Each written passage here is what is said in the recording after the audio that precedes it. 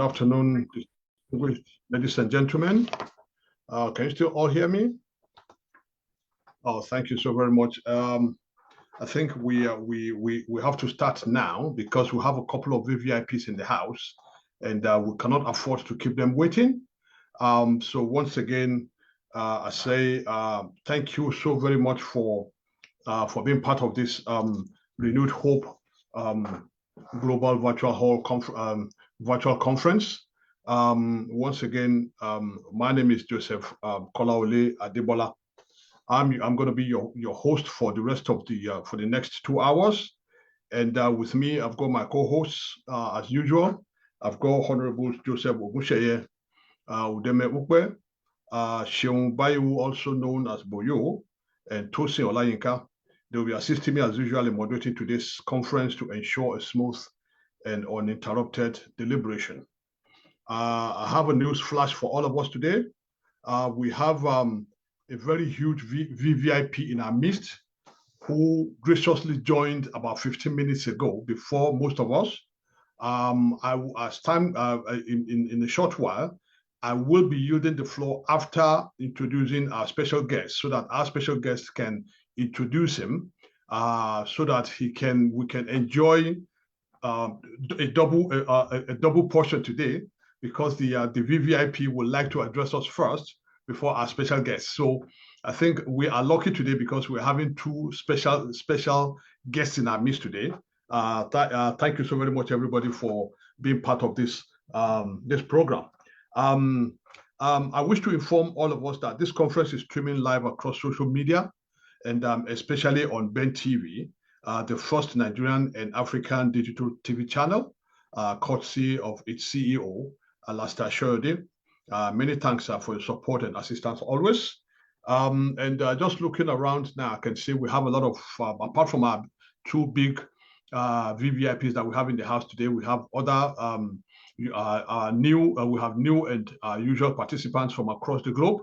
I can see people from Russia, Belarus, America, Togo, from Europe, from the UK, and across Africa. Thank you so very much for keeping the faith with us and for being there for us every time we call upon you. Your participation and your support is very, very much appreciated. Thank you so much. So in the meantime, on behalf of the team behind the Renewed Hope Global Town Hall Virtual Conference, I welcome you all to this session. Before I go on, I need to reiterate some of the new updates that I announced last week. If you recall, I announced last week that we have set up a WhatsApp channel called the Renewed Hope Global Virtual Town Hall Conference. This broadcast platform provides members the opportunity to get regular updates on our activities and especially about our special guests and VVIPs. Any participant that is interested in joining in the WhatsApp channel is at liberty to drop their details in the chat room, and we will forward to you the invitation link to join. Once you've joined our WhatsApp channel, please make sure that you turn on your the notifications, which is by tapping the bell icon at the top of the screen, so that you don't miss any message from us. We have also created an email address for participants and members of the WhatsApp channel to send in their questions, which from next week will be forwarded to our special guests prior to appearing on the virtual conference.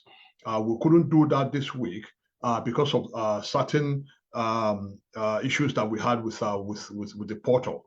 But I can guarantee you that from this coming week, we will be operating that. So, which means whatever question that you have for our special guests must be routed through the email so that we can forward it to our special guest, who will then do justice on the day. Each flyers for each virtual conference will be circulated to members in the WhatsApp group and on social media. However, the email address that I was talking about earlier is info@renewedhopeglobalconference.com.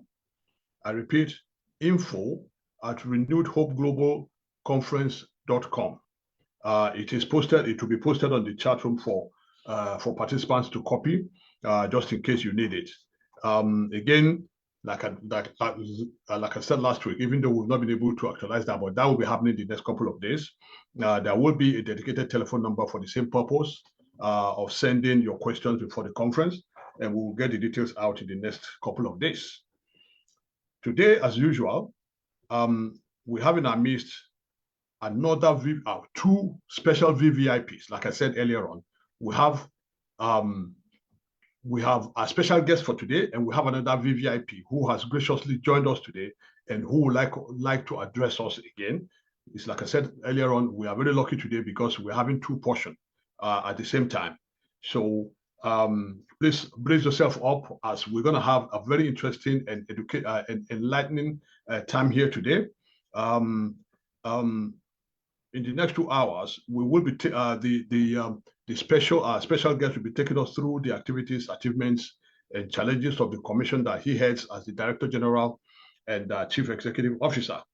Our topic for today is CEng strategic initiatives for reliable, affordable, and sustainable energy to drive national development. So, but before I proceed, please permit me to run through the rules of engagement of this virtual conference. Number one, all participants will remain muted until they have the floor to join in the discussion of the day. And any participant who wishes to participate by asking a question from our guest of honor should please raise their hand by using the hand icon at the bottom of the screen. Thirdly, when you are given the floor to contribute, one of my co-hosts will unmute you, and please do have your video on as we want to see who is speaking to us. And firstly, introduce yourself and where you are joining us from, followed by your questions. In order to ensure every participant have equal opportunity to participate in our deliberation, we have a maximum of 1 minute to contribute to this conference. And please do go straight to the point, so we can save time and to give others a chance to also participate. And please be advised that the system is programmed to mute upon reaching the 1 minute maximum time allowed. So do not be offended if this happens whilst you're still talking. It simply means the time allowed is up, and we will go to the next participant on the queue. You can chat you can chat to me or my co-hosts in the chat room, and my co-hosts will respond to your inquiries. When we get to the question and answer session, I will be taking 3 or 4 questions for participants, after which I will then yield the floor to our special guest of honor to respond to those questions. So that being said, once again, I welcome you all to this Renewed Hope Global Town Hall virtual conference. This platform, like I said before, was set up as a veritable vehicle for interaction between Nigerians across the globe and our leaders in Nigeria. These are the people that hold the apron strings of our country, and they are saddled with the onerous responsibility of steering the ship of our fatherland with a view to enlightening our people regarding the inner workings of the administration of the day. And today, as always, we will be exploring another segment of President Tinubu's vision and policies in an interactive interview with one of the big shots within the government, who will be dissecting President Tinubu's administration, shedding light on its significant achievements and forward-looking plans as encapsulated in the Renewed Hope agenda upon which the president campaigned, and we all gave him the mandate as well as the golden keys to Aso Villa on the 25th of February 2023. Distinguished ladies and gentlemen, once again, I am pleased to announce that our special guest of honor for today has joined the conference, including another big VVIP who will be addressing us shortly. Now, before I do a formal introduction of our special guest of honor, let me run through an introduction of the commission he heads as the DG and CEO, which is the Energy Commission of Nigeria, otherwise known as CEng. Not the old CEng that some of us old guys know. This is a new CEng now. The CEng Act, now I'll just go through briefly the CEng Act. The Energy Commission of Nigeria, CEng, was established by Act number 62 of 1979, as amended by Act number 32 of 1988 and Act number 19 of 1989, with statutory mandates for the strategic planning and coordination of national policies in the field of energy in all its ramifications. By the mandate, the CEng is an apex government organ empowered to carry out overall energy sector planning and policy implementation, promotes the diversification of the energy resources through the development and optimal utilization of all, including the introduction of new and alternative energy resources like solar, wind, biomass, and nuclear energy. And the vision statement is simply to ensure adequate, reliable, cost-effective, and sustainable energy supply for the nation's economic and socio-political development. This commission has 18 departments, each under a director, and all the 18 directors report to our special guest of honor of today. So let me just go briefly to the profile of the man who will be addressing us for the next 2 hours. He is no other person than Dr. Mustapha Abdullahi. I'm sure many of us in diaspora know him. He is one of us, even though Abuja tried to snatch him away from us. But glory be to God, he's still with us in flesh and blood. So that's why he's here today now as our special guest of honor.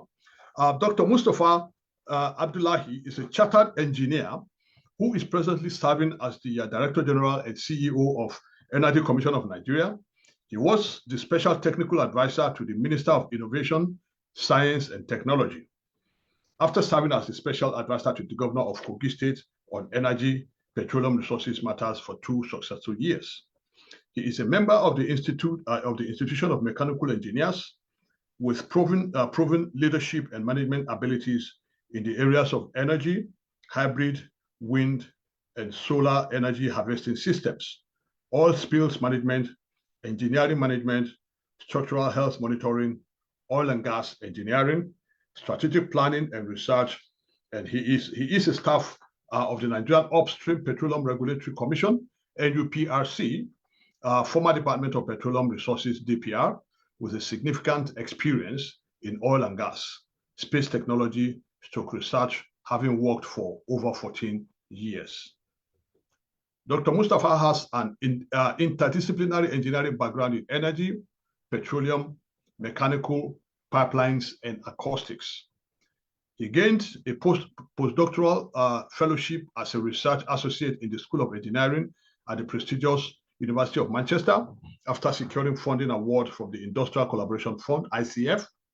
He received his PhD degree in mechanical engineering with a focus on oil and gas structural health monitoring from the University of Manchester. He served as a teaching assistant in the School of Mechanical, Aerospace, and Civil Engineering at the University of Manchester from January 2016 to December 2021. Dr. Mustapha is well known for his research and significant contributions in pipeline health, monitoring, and acoustics with propagation applications, mainly in the oil industry. His research interests lie in the applications of wave propagation techniques for the monitoring, characterization, identification, localization of structural faults, that is pipelines, and areas of acoustic engineering ranging from computational and experimental studies of acoustic wave propagation to its applications. Now to his political profile. Dr. Mustapha has actively participated in Nigerian politics. He is the convener of the popular support group called the Ashiwaju Group, TAG, the deputy chairman of All Progressive Congress United Kingdom Chapter, APC UK, and Presidential Campaign Council, PCC. He's also the member of APCC Nigeria and an executive member of APC UK since February 2014. He was also a member of the APC National Convention Subcommittee 2022. He mobilized for and supported the party assiduously and still does, and was appointed as a member in the Strategic Communication Committee of the APC Presidential Campaign Council in January 2029. His technical committees and initiatives. He's a member of National Petroleum Resources Optimization Initiative Committee, NAPROI, and a member of National Oil and Gas Assets Beneficial Ownership Register, NOGABOR Committee, a member of the work team for the development of Regulations Petroleum Industry Act. And he's had key trainings and certifications in exercising leadership foundation principles at Harvard University, no less.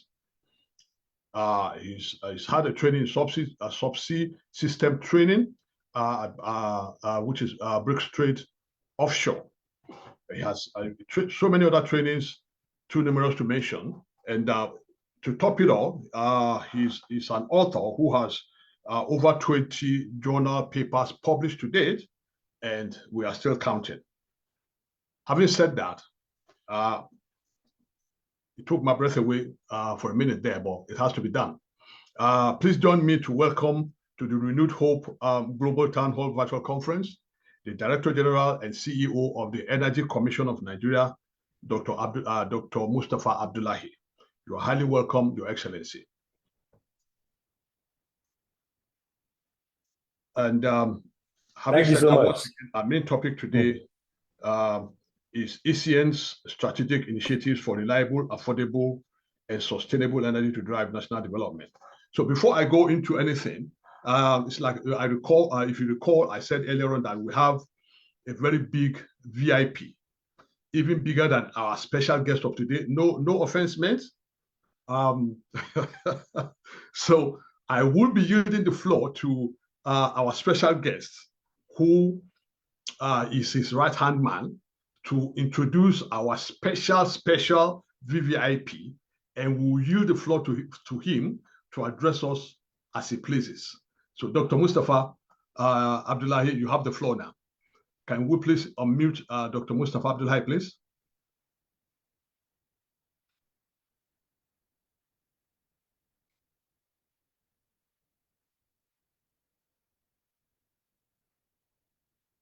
Dr. Mustapha Abdullahi, you probably need to unmute yourself. I'm sure you must have been asked to do that.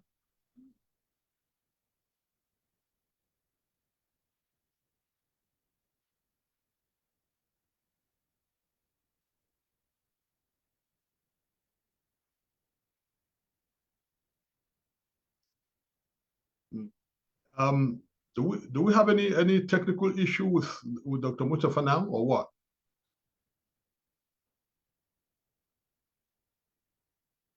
Okay, whilst we're still waiting for him, I'll just give you a bit of a hint about the new VVIP that is going to address us now. I can say categorically that he is a minister of the Federal Republic of Nigeria, no less. This is why I said we are lucky to have two big VVIPs in our midst today. I have met him a couple of times, and he's such a gentleman, despite the fact that he holds that exalted office. He's the man who is very open, and when you meet him, you will know exactly what I'm talking about here. So that's why I said we are very lucky to have him in our midst today. We will be having him officially as our special guest as time goes on, but for today, I think because of his closeness to our special guest of honor, he has decided to grace this conference today, and to address the House, and I'm sure we will all be enlightened when after he must have addressed us, and I'm sure same thing goes for our special guest too, who I'm sure my co-host would have been able to unmute by now, so that he can then formally introduce our new VVIP. Dr. Mustapha Abdullahi, you have the floor now. If you can please unmute yourself and introduce. Thank you. Thank you so much. I was talking to the minister actually because he wants to speak before me, but since you've called me, I can just go ahead. Okay. So I was trying to make sure he speaks so that he gives us the floor, then we can set the floor rolling. So he's just going to join. He's just going to speak. Can you unmute the minister? Okay, he's going to join us later again. Yeah. I think he's on. Is he not on? Yeah, I saw him earlier. Yeah, I saw him earlier.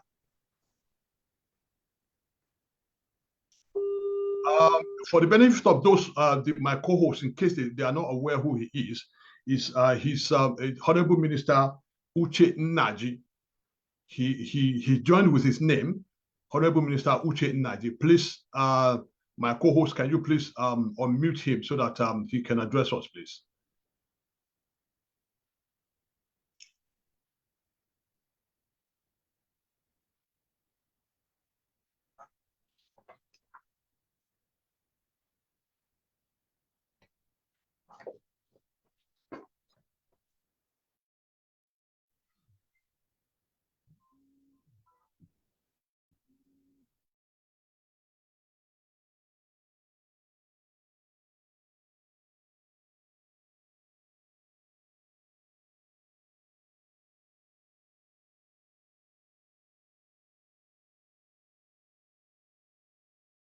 I think our Honorable Minister seemed to have some kind of technical issues, but he's trying to, I'm being told now he's trying to reconnect again. So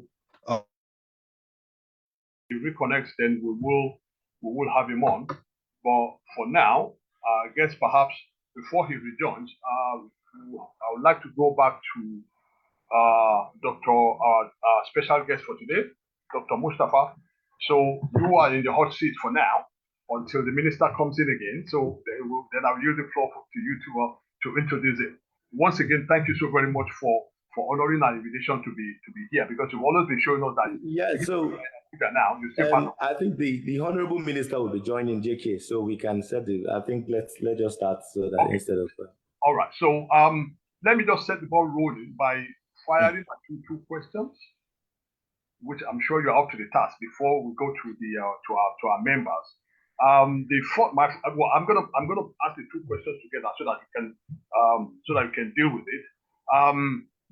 I think the first question is that I would like to have you to give us a brief overview of ECN itself, its role in the Nigeria of today, and the strategic initiatives, which is the topic of today. How is that going, and what should we expect from the commission? And my second question would be that what extent have you achieved the aims and the objective of ECN concerning energy security and energy transition, which are two specific areas that you seem to be working on since you are doing office. Those are my two questions.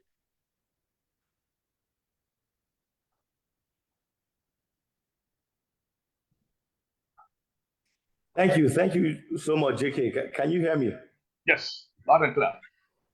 Thank you, and thank you for that warm reception and the CV.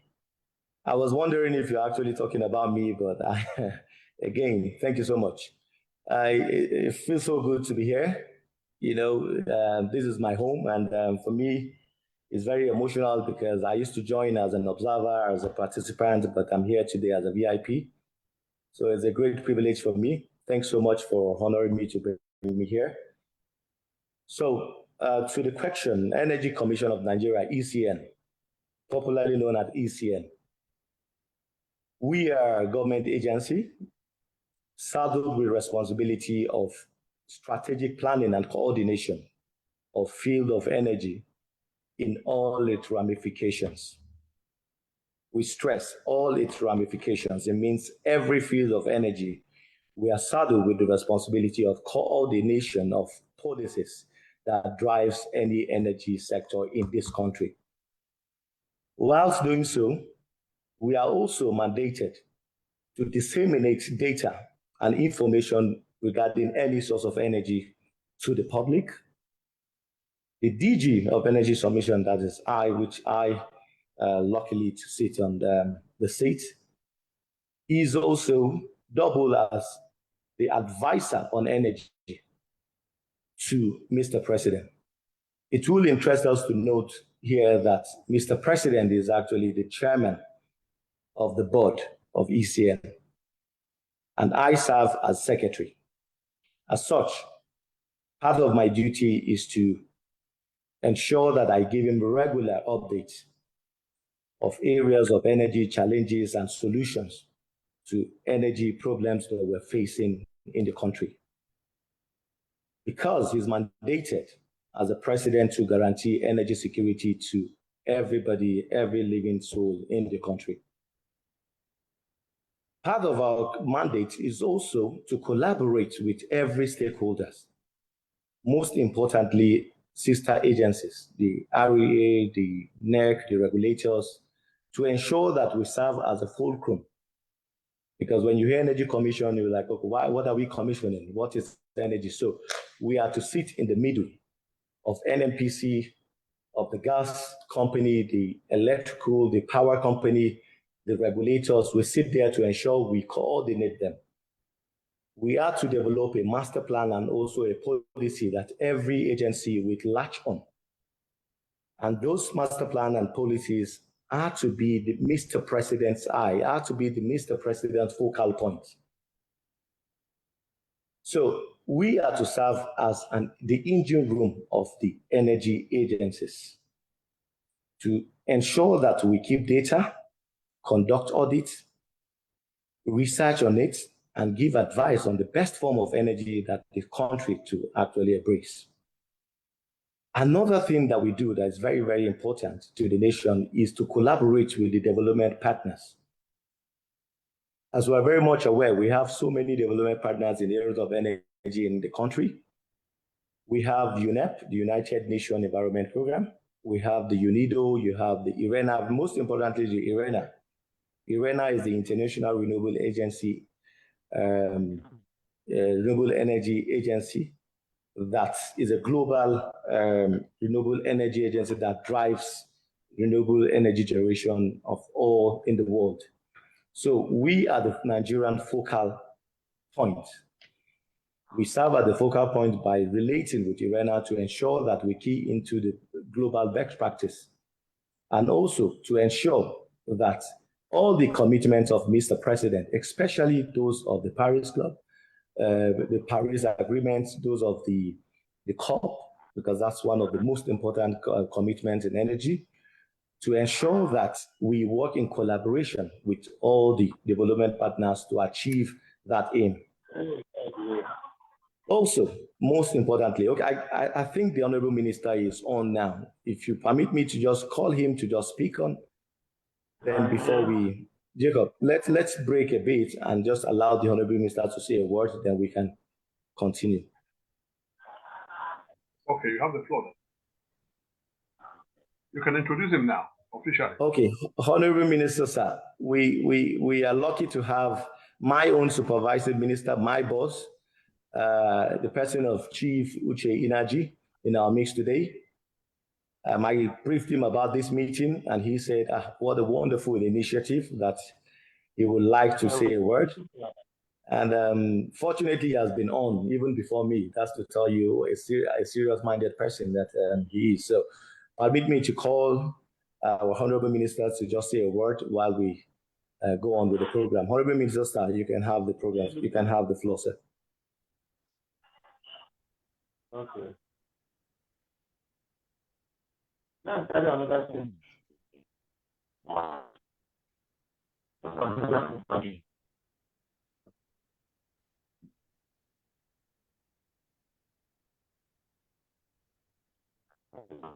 Honorable Minister, sir, you're muted. We can hear you.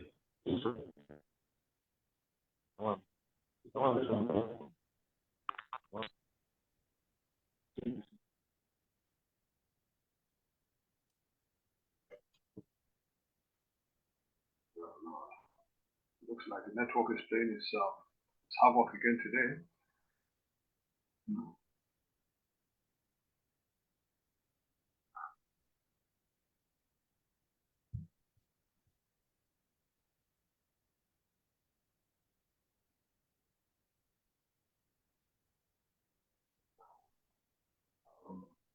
Dr. Mustapha, I don't know, maybe. Okay, so let's. I think we'll have to go on. Hopefully, the Honorable Minister will just give me a word. I think. Yes.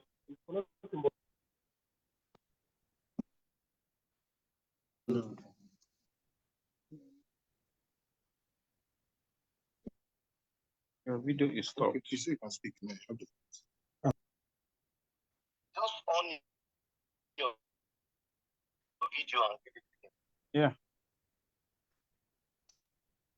I say, hello, gentlemen and ladies. Yes, sir. How do I say ladies? All right, that's wonderful. I want to enlist my support to what is happening today in the Energy Forum. And I'm lending my support, and I know that under our capacity, DG CEO Energy Commission of Nigeria, our country, Nigeria, will be moved forward. We have a couple of minor energy crises as we speak, but under his tutelage, we are able to start forging ahead, you know, and we are entirely confident that he will move this country forward in terms of energy. He has the key. He has everything to do. All he needs is support. So I want to lend my support, and I want to say thank you to everybody that is on this forum. Thank you so much. Thank you very much, sir. Thank you. Thank you, sir. And that won't be taken for granted, sir. Thank you so much, sir. So, JK, we can go ahead, and please. I wish you a very successful summit. All right. Oh, thank you. Thank you, sir. Okay. Bye. Thank you. Dr. Mustapha, you have the floor now. Yeah, thank you. So that's the Honorable Minister, that's my boss, that's my supervising minister. That is the minister that serves on behalf of the president on the board right now, because the president hasn't inaugurates the president as we speak in Energy Commission until the president graciously inaugurates the board and put him on that seat. Thank you very much, Honorable Minister, sir. You can see him I can see him on the video. It's clear. So for those of us that doesn't know him, that is Chief Uche Energy, our boss, our capacity leader, the innovation leader, the person that have changed the science and technology from not just research, but to pilots and also taking it for commercialization. Because that's what he has tutored me, that's what he has told me, that we should not only do research and put on the shelf, we should brace up and commercialize what we have in the shelf. And that is his focus. And one of the things that I've learned several months ago since coming under his leadership is that Energy Commission has been focusing on its strategic centers. We've had professors, former VCs as DG of Energy Commission. And this is the first time you're having somebody that is not just focused in research, but in development. The minister has given me all the support. As such, we are able to set up factories for strategic components and structures that we need to propel energy in this country. What is that? We have been crying that we don't have enough energy in this country. I will probably start with power, because that's the most important thing. The layman energy is just two, is power and oil and gas. So those are the two things that we coordinate. And the issue we're facing in this country is more on the power sector. So we're more focused on the power sector. Though because we are also in the transitioning stage, so we're using the gas as a strategy to transition to a cleaner, to a probably green hydrogen and a pure solar stage, which might come maybe in 20, 30 years to come. So what the strategic move we're taking to put ETN, or the energy sector, in place is one of the most important achievements that we've achieved so far, with obviously the support of the Honorable Minister, is that the first time in history of Nigeria that we have had a gazetted energy policy. A document called the National Energy Policy has been gazetted for the first time in the history of the country, and also unveiled. That unveiling was done by the president, represented by the SA in energy, Mrs. Olu. And the Honorable Minister was there present. We had, in fact, 5 ministers present on that event. We had other stakeholders like the GMD, NNPC, other MDs of all the relevant agencies are all there. We unveiled a master plan, the National Energy Policy. And this is the first time that we're having this document gazetted in this country. As such, it means that everybody that is in the field of energy, or any agency that relates to energy, must key into this document, because this document is being forwarded by Mr. President himself. That's the Gazette page, and that is the forwarding page.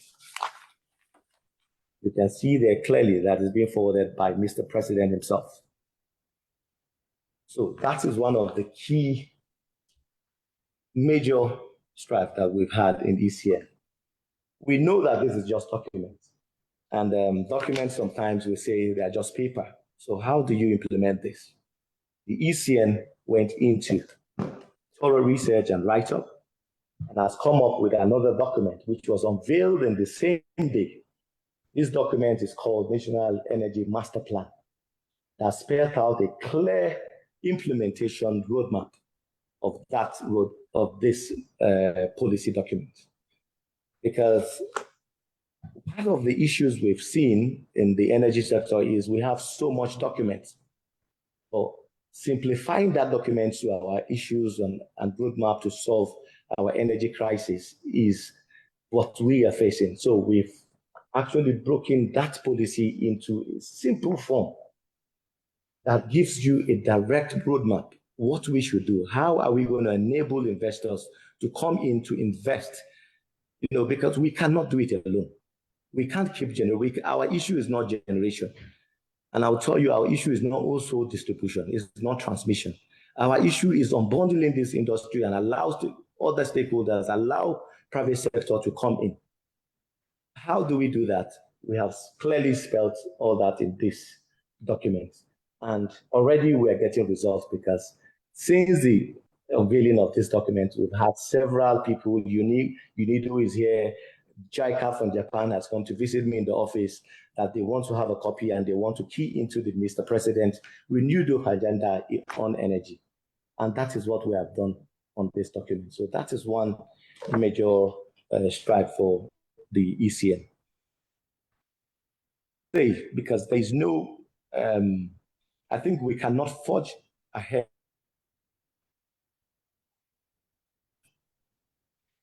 While you are reading our mandate, you can, everybody who was hearing there was just and planning of policies, policy. So if you've done the policy, then who implement the policy? That's the question. Okay, you have the policy, you have clean document, you have roadmap, who does it? And that's the issue that we are facing in this country. We have the NERC, the NEC. NERC are regulators. They are meant to regulate and monitor what the industry is all about in areas of electricity in this country. We have the TCN, which is transmission company of what you are generating. So who now is, we have the infrastructure in the country. You'll be wondering, which agency? That is why the ECN, with the approval of Mr. President and also my supervising minister, we have also begun to strategically as well implement what we have in this roadmap. How do we implement that? It is not a news anymore that what we are generating in Nigeria is barely about 13,000 megawatts. And we're able to only transmit 8,000 megawatts. In fact, from data we have, because that we also keep the data for transmission and what is distributed for homes and industries. What we clearly have in our data is about 4,500 that has gotten homes. And what we require in this country to have steady electricity and power is about 35,000 megawatts. So you'll be wondering, what do we do? If we generate 35 megawatts from the natural grid, we cannot transmit it because our transmission lines also have a constraint. It is not enough to even transmit more than that thing because we are producing 30,000 and we are only able to transmit 8,000. So the issue is not generation. The issue is actually sustainability, is diversification, is what they call energy mix, is bringing other energy sources into what we have right now. Our major source of energy is from gas, which is our gas power plants, and also from hydro. What does it take the country, which is what we are actually strategically, I just want to speak on the problem. We realize that if we are focused on the gas plant, that we've also pledged to actually stop using the carbonated ways of producing electricity. We have in COP28, I was there. I was part of the team that led, I led the team to pledge for clean cooling and clean heating pledge in the country to use only sustainable clean or green components in heating system in the country. It is unfortunate that we have abundant solar. We have good wind energy, wind source here, and we'll focus in all our strength in the national grid. So what we are doing, because we are not to develop a strategic plan, we also have the mandate to guarantee energy security. If you must guarantee energy security, you must diversify. As such, it will interest us to note that Energy Commission is building a 25 megawatts of solar PV system in Nigeria. I will break it down so we understand what that means. It means that we will be having a national solar PV system. PV system is the normal solar, what they call it, layman, solar panel. So we call it a photovoltaic in science, so it's solar panel. We are building a factory that will be producing that solar panel. Why are we doing this? We have so many homes that have already embraced the solar energy system. However, only people that have money that country can only afford that. So to bridge that gap, we are developing our own in-house solar panels so that we can crash the price, so that we don't need to import. Majority of the solar panels and the batteries we have in this country is imported. And that is also, economically, if you look at it, is also putting more pressure on our naira. And as such, we need dollar to operate, because you need to have electricity. Homes now, at least, about from our data, about 30%, 30 homes, out of 100 in Nigeria has a solar panel PV system. So that means you're buying what is made abroad, and you need to use dollar to bring it in. So to bridge that gap, we are already developing a factory that will be producing that. Another major thing that we're doing that will interest us to know of battery system. If you have a solar panel and you don't have a battery, it's as good as having a head without legs so you can move. So what we are doing, and I'm sure we've also had the news, is to encourage investors not to only come to Nigeria to mine. We have a collaboration with the Ministry of Mines, and right now we are not giving any license. We don't give licenses to any investor that come in to just mine and processing plant in the country. For us in the Energy Commission, we are not only looking at processing, because processing is just grinding. You have lithium in solid form, you grind it, you put it in a good shape. We're also looking at processing what you have because the first thing, when you grind your lithium, you have carbonate. From carbonate, you have what they call concentrate. It's from that concentrate that you will be able to produce battery. So what we are pushing for the government is also to have a policy that every investor that is coming to this country to mine must be able to produce that concentrate, and the local need of the country must be met before you now export any lithium. So that is one of the strides, and Energy Commission is leading this campaign. It has given us our first approval. We have set up a committee. We are bringing the investors. We are now in the sensitization stage, and very soon we'll be calling for a wider stakeholders consultation to implement that law, because we want it to be an executive order. So part of our stride as well, since you want to hear, we've done so many things in Energy Commission, but is interesting. I want to also mention that in the area of climate change mitigation and also adaptation, Energy Commission, I led the commission at the last COP in Dubai. And one of the that the president approved that I made on behalf of the government is the pledge to use only an efficient cooling system in the country. What does this mean? It means that our regular air conditioning system, our regular refrigerator system that emits so much carbon and also consumes so much electricity. We've actually conducted an audit, and the results of that have shown that 70 to 75% of what consumes our electricity is our heating and cooling system. So how do we mitigate that? Since we're not generating electricity from the grid, why not save energy? And that thing you're saving can be utilized, probably take somewhere, and it saves you money instead of relying on band A and band B and all that. So what are we doing is we've developed a document that is called, and MIMechE is MEP, is Minimum Energy Performance Standard. That minimum energy performance standard is stating all the standards that you need to attain before you can import any cooling and heating system to the country.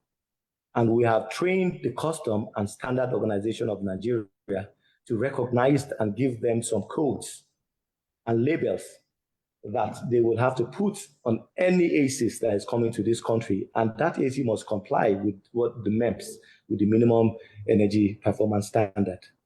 And what is that doing? Is just to reduce the consumption, the electricity that it will be consuming, and also increase efficiency of that AC. And that is one of the things that I think that will go so much to save Nigerians from the heavy electricity bill that we're paying. I'm sure recently we're all aware of the band A increment, and we had a meeting after that with the NEC, and our position was clear. I stated clearly that we recently deregulated the industry, the oil industry, which is removing subsidy. If we must remove subsidy for electricity, then we must, first of all, ensure that there is actually electricity before you can even deregulate that sector. You must have abundance. But the argument of the government is also very, very germane, because the argument is, since the discos are private sectors, they are saying that they cannot keep distributing this electricity and relying on the government subsidy. They want them to float the market so that they can produce what they can generate what they can distribute, and also ensure that the money comes to them directly. It's a very dicey situation, because they are saying without that money being paid to them, they cannot generate further. So the minister and the government took that bold decision to have to increase just, and they also recognize the effect. So what did they do? Instead of just directly increasing all along, all across, they just chose those homes that are getting electricity, at least 20 hours of electricity, that, okay, you can just pay just about 200%, increment. And they are also guaranteeing that if you do that, you are going to have at least 20 hours of electricity. If you don't get it, I refund you your money. So I think that's fair enough. But our strategy here, for me, is not on the grid, is not on the national grid. Our strategy is on diversification of our energy mix. Our strategy is on solar. Our strategy is on wind energy. Our strategy is on hybrid system. And that's what Energy Commission is focused on doing. We are, like I said, we're already developing factories. We're not just going to buy panels and advise president to, start importing panels into the country. No, we are here to develop that panels using our raw materials. We have it. We have silica abundant in the country. We have the aluminum. So what do we need? So we are to develop that panels here in the country, develop our batteries for the solar PV system.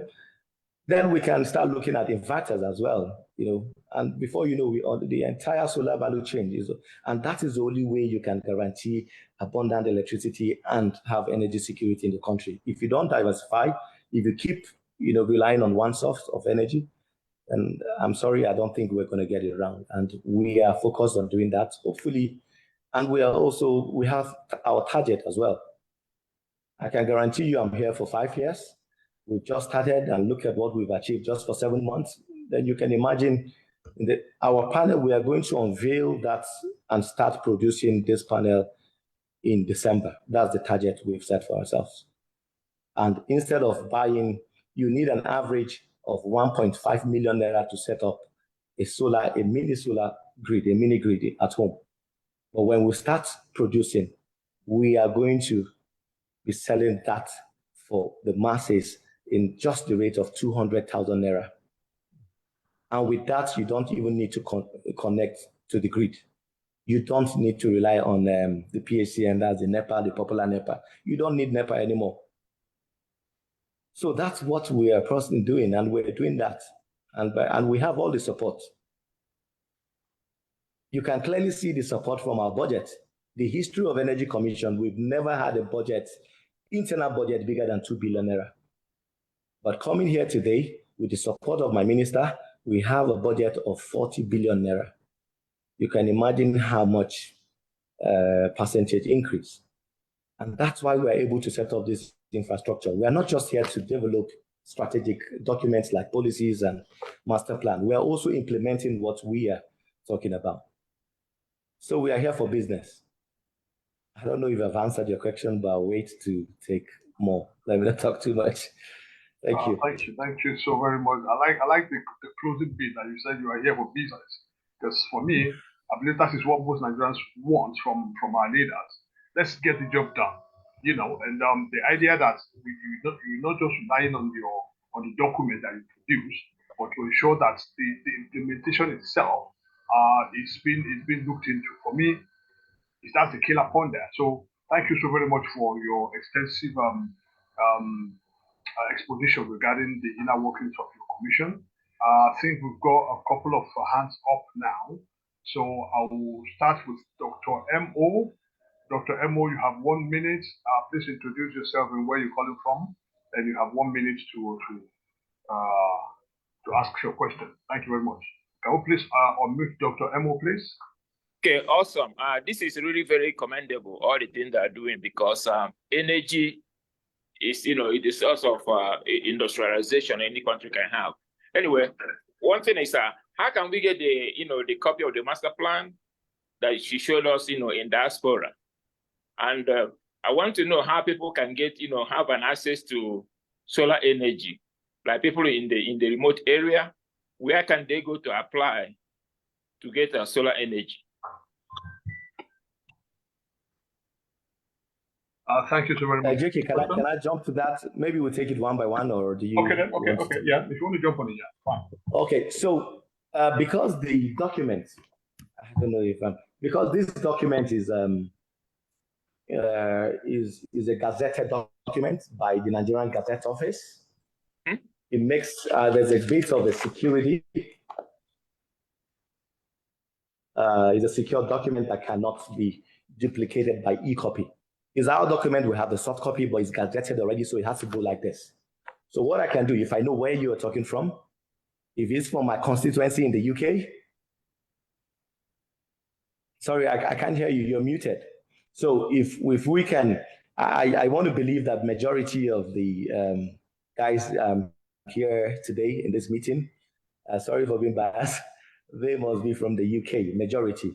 So no, I think the speaker is from America. Okay, if it's from America, then that maybe we'll be planning to ship, maybe to send you a copy of it. But I intend to bring 20 copies to hand over to my chairman, Adibola. I'm coming in next week, so I'll be bringing 20 copies to him, just to distribute to anybody that wants to have a look, and also to key into that agenda. It's very important that we actually digest what is there, because with that, you see a clear roadmap in penetrating into the energy industry in the country. Okay. We've given all the, it's very, very simple, simply spelled out, and you know how to key into it. Then the second question is, how do you get the solar panel? Did you say solar energy? How do you set it up here in the country? As we speak, like I said, the solar, entire value chain of solar is business driven, is private sector driven right now. The government really don't have much. So what we do is just to regulate that sector. You can, if you are setting up a solar PV system that is less than 1 megawatt, you don't need a license for it. So you can just go and set it up and power maybe your TV and all that. So you don't really need a license. That means if you're 1 megawatt, if you're taking home, I don't know if it's an industry, but if it's just for a home, you don't really need any license for it. So you can just go and buy your panels, buy your batteries and install it, and you have a solar PV system in your house. However, if you are going to make a mini grid that is above 1 megawatt, you must go to NERC, the Nigerian Electricity Regulatory Commission, to ensure that you get a license before you build a solar park or solar farm, whatever we call it, but you need to have a license. But if it's just for home or for commercial use, for just less than 1 megawatt, you can just go ahead and buy and install, because the risk there is very, very minimal. So how to buy it is there in the market. We can, we have so many market here. If you want to, if you're capable, you can even import what you want to use in your home. But like I said, because we are saddled with the responsibility of also ensuring that this energy reaches the masses, more sustainable way, more affordable way. And we are part of our mandate is to ensure that everybody has access to this electricity, so to energy. That's why we've taken it to ourselves to develop this thing here in-house so that we can crash the price it is right now. So, and that's what we're doing. That's what we hope. We hope that every home will have a solar panel, and we'll hopefully have a bit of mix in our energy mix in the country. Yeah.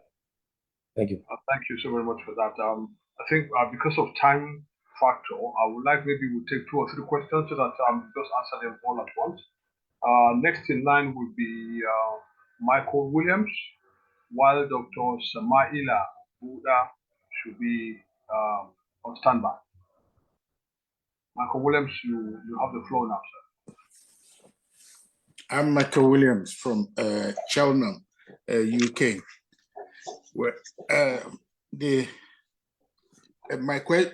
majority of my questions have been answered by the Honorable Director General regarding the solar panel.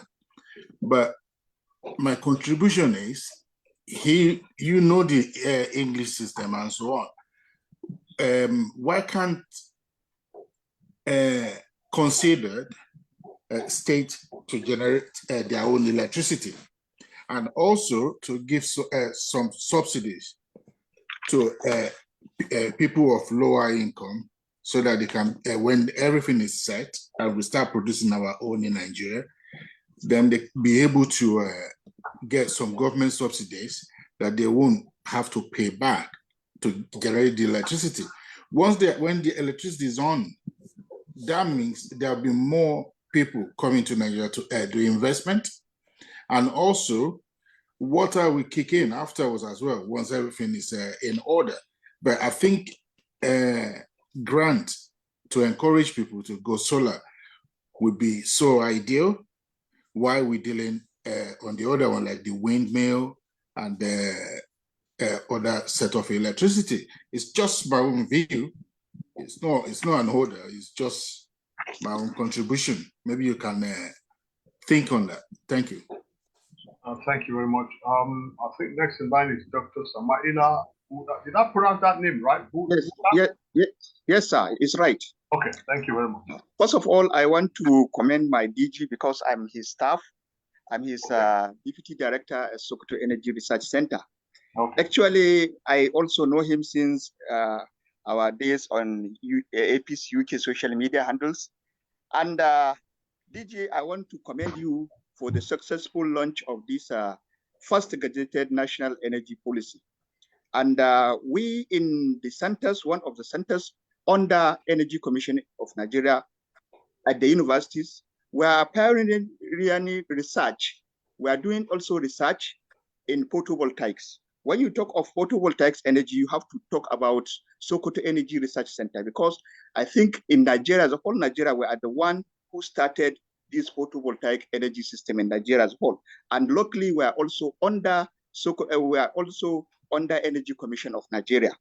The Renewed Hope agenda, I'm sure that under our able leader, Dr. Mustapha Abdullahi, will be realized, because I know that we have not had any time when ECN was doing its best, connecting with government, connecting with stakeholders like this time of his own.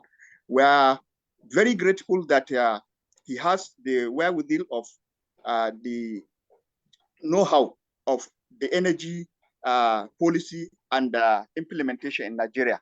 And by the grace of God, sir, we will do everything possible to make sure that we help you realize this renewed hope agenda under Energy Commission of Nigeria. Thank you, sir. Thank you, Dr. Wood. After that, I think it's more or less like you picking up our special guest today, and which is a good thing, because we rarely see that on from people working under them. So thank you so very much for that. Yes, I'm directly under him. Okay, thank you very much. Yes. So let me just quickly go to Saad.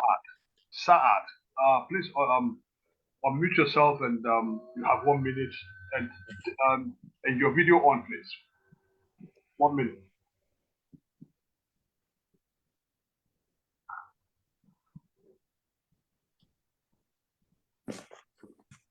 Do we have Saad still there? Saad. Okay, let's just move on quickly to Jalili Aziz. Jalili Aziz, you have the floor now, and you have 1 minute.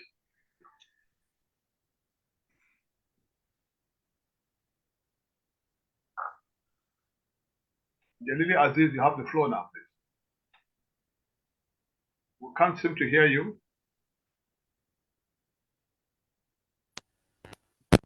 Can hear you clearly. Good afternoon. Okay, afternoon, sir. Yeah. Thank you very much, DG.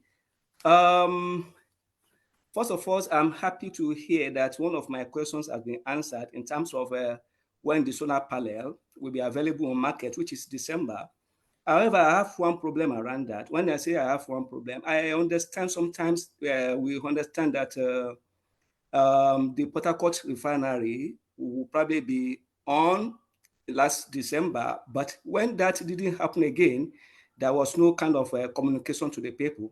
So I want to believe that the DG is very, very sure this time around that the solar panel will be in market in December. And if, hopefully, if anything happens, maybe it's not going to be realizable, it will be important that we have a kind of communication around that, maybe if there's any glitch, because I take word very, very, very important. So if it's not going to happen again, I think it will be better that we know what the challenges are.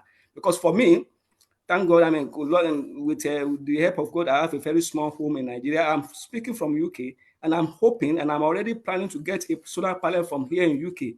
But if our own is going to be available in market in December in Nigeria, then I will have to hang on until that happens. So that's 1. 2, in terms of people getting buying in, I want to ask, is the commission working with the National Orientation Agency so that because they will be able to help to disseminate what the commission is trying to do to the generality of the people, so that people that will be buying into that. Then lastly, in terms of a standard, what is the input of the standard organization of Nigeria? Because every country have their own standard. For example, you bring certain electrical appliances from US to Nigeria, and the moment you plug them in, they can catch fire.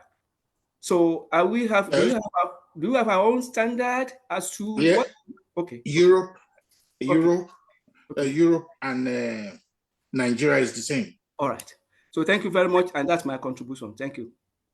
Thank you very much. I think we'll yield the floor now to the special guests to answer those questions. Thank you very much for your contribution. Thank you for those questions. So first one, Mr. Williams stated the generation, states to generate electricity. So it will also interest us to note here that The recent Electricity Act that was amended, I think January. If you look, there was an amendment to that act. Basically, what the government did was just to unbundle the generation of electricity, allowing the states to come in. So there is an act that actually allows the states to come in to generate its electricity. So whether the states will give subsidy or not, obviously that will depend on the state income and maybe from FAC, from the revenue they generate. But I'm sure they will be able to do that, give incentives, I think. For me, I don't believe in subsidy, but incentives. If you enable the market and you have clear strategy like this National Master Plan we've just unveiled, if you have a clear roadmap on how you can recover your money, investors will come and put the infrastructure there, and will ensure that they transmit and distribute any level of electricity to homes. What is needed is just to enable that environment. Just give a clear cut. Let them know what is the tax regime there. Are they going to give them a tax waiver? Are you going to guarantee security for these investors? That is all we need to do, but not really giving subsidy, because how long can we continue to subsidize what we produce? That is for that. Then for subsidy, the federal government has actually been trying to do that. We recently collaborated with World Bank, and World Bank actually gave $750 million loan. It's a loan kind of to the marketers that are in the field of renewable energy generation. That is the wind and solar. And recent time you can see, and that was implemented by REA, actually, Rural Electrification Agency. So, which the Rural Electrification Agency has a mandate to ensure that they have clean energy in the rural areas. So, World Bank actually gave $750 million for that they are ensuring. And what they are doing is to deploy mini grids in homes to ensure, and classrooms, schools, hospitals, and major places that need this energy. So that's what they are doing just as incentive. And the government also guarantee that, because for you to take a loan, you need collateral. So what the government has done is to help them to give a guarantee and allow the marketers to come and take it and have a payment plan. So that is, at least for me, as an incentive. And Dr. Sumaila Buba is my friend, actually. I have his number. We've chatted several times. Thank you for the support. And yes, we cannot talk about a solar volcanic system without talking about the Sokoto Center. Sokoto Center is one of the centers under the Energy Commission. The Energy Commission has 6 centers of excellence across the country. And what they do, they are also hosted, they're domiciled at the universities.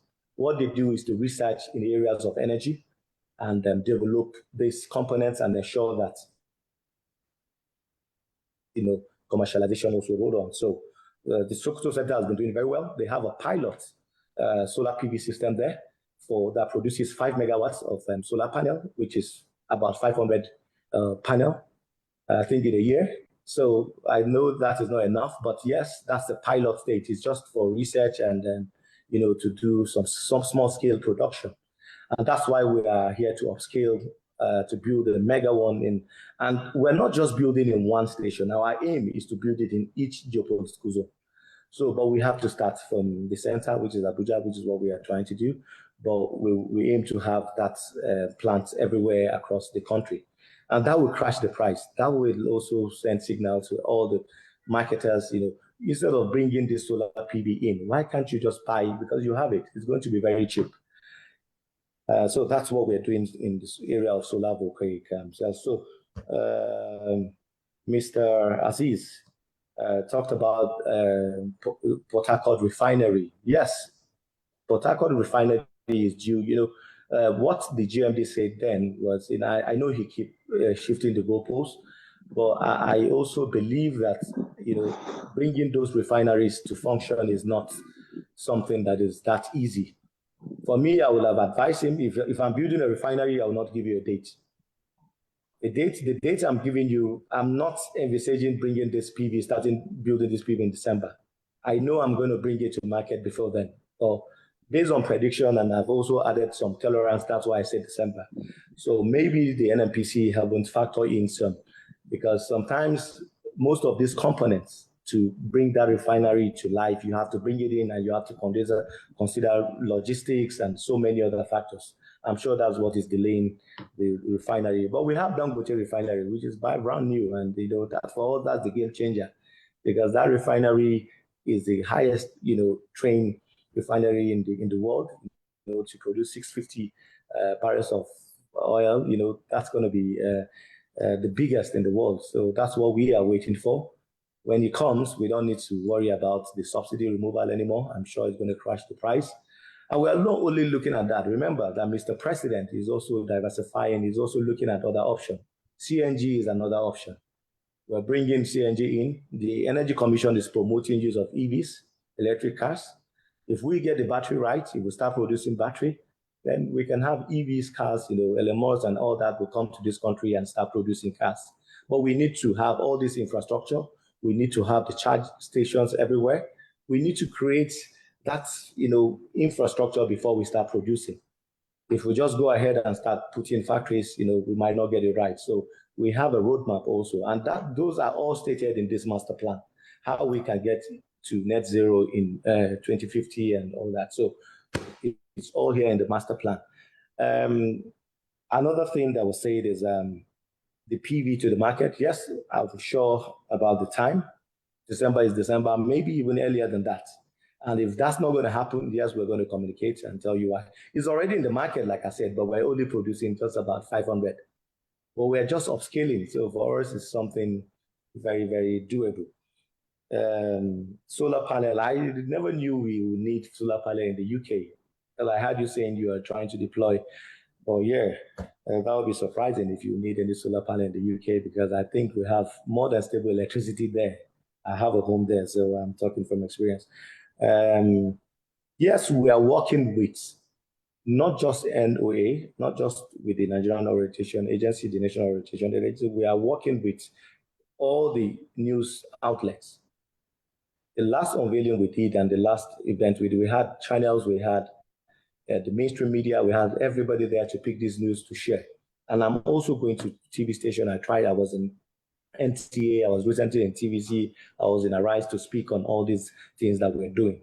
So yes, we're trying to send this thing out, and we'll keep doing it. Matter of fact, we have a consultant in ECN that was just employed, just a consultant for disseminating information that handles, the media and ensuring that the whole world knows what the energy sector is, what the ECN, the Energy Commission, is doing for the country in areas of, promoting the energy and also to guarantee energy security, because that's the key mandate. Input from the standard organization. The standard organization is doing well in areas of regulating what comes into the country. Like I said, in the areas of energy, our function is to develop the standards. And we're not just giving them the standard, we're training them, because these things are technical. There are equipments that you use to test air conditioning system that you bring into the country. So we are training them. We have partners, we have support partners like UNEP, we have Clean Cooling from the UK, we have other development partners that are helping us with funding in developing. We even have recently unveiled what they call the energy calculator. You can use it to calculate the rate of emission of any heating system or cooling system you're bringing into this country. So what we are doing, we're giving the standard and also the custom, that are there in the borders, to ensure that they use this to test what will be brought into the country. And I don't think if they abide to the standard that we're producing, there won't be any burning or any explosion or any car maybe, that will be causing any environmental hazard or anything. So for us, we are doing all our things in a sustainable manner.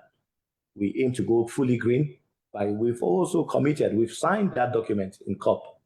We want to go green by 2050 or 2060.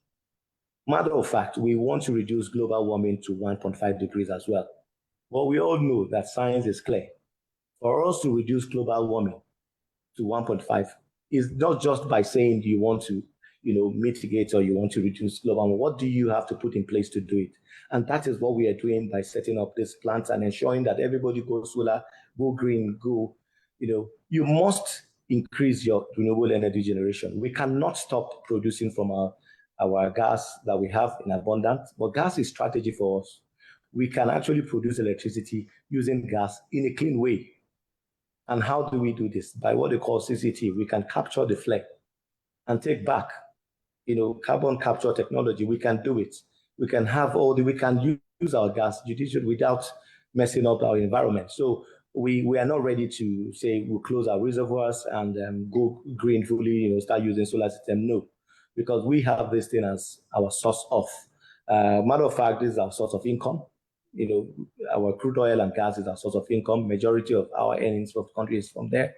We can't stop producing from it. So what we are telling them in COP is, and that is part of the reason why everybody needs to do, because we've also eliminated how we can produce. We can produce from our reservoirs and also ensure we do not pollute the environment with flare. We do not flare any gas, or we have all that here. There are technologies we can use to do that. So our strategy is clear. We want to increase, not just by increasing, we have a target. We want to triple our renewable energy generation, and we want to phase down our generation of electricity using our carbonized, the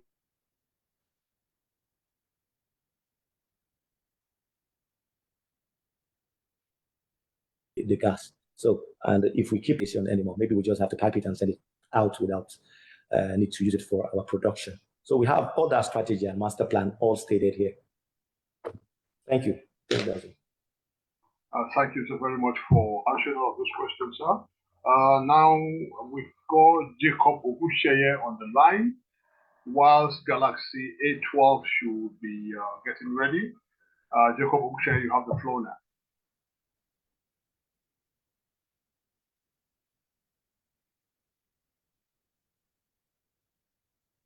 Jacob Ogusheye, are you still there?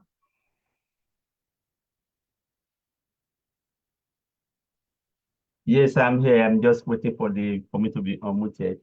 Okay. Thank you, sir, my chairman, for the program for this event. And again, let me welcome my dear deputy chairman, Dr. Mustapha Abdullahi, and now the DG of CEng. Welcome. I just when you have answered one of my questions, I wanted to ask about the media. How do you get this, what we are doing to the public? I think that has been answered. The second question is that I know that this thing you have to do with the generation of electricity, of power, the transmission. What is the synergy between your agency, the Ministry of Science and Technology, and the Ministry of Power? Thank you. Thank you very much for that quick question. I think Galaxy A12 has the floor now, whilst Ayodeji Bakari should be on standby. Ayodeji Bakari should be on standby. Galaxy A12, you have the floor now.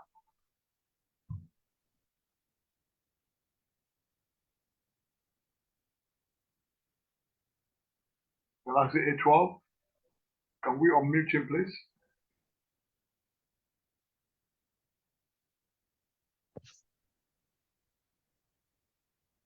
Galaxy A12, are you still there?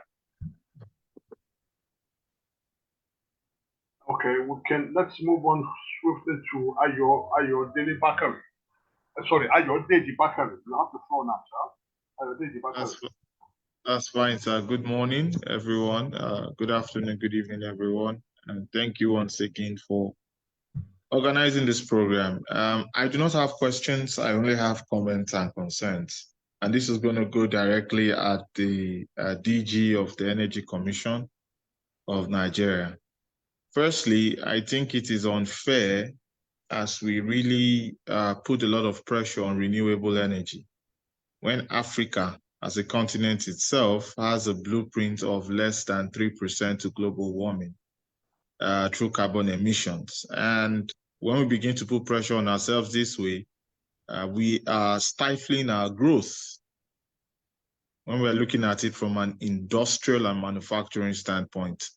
when the people that twisted us into signing this contract or this agreement as regards the energy sector, as regards energy and all of that, they use fossil fuels to develop themselves and they are putting it on us. Though we get most of the effect of global warming.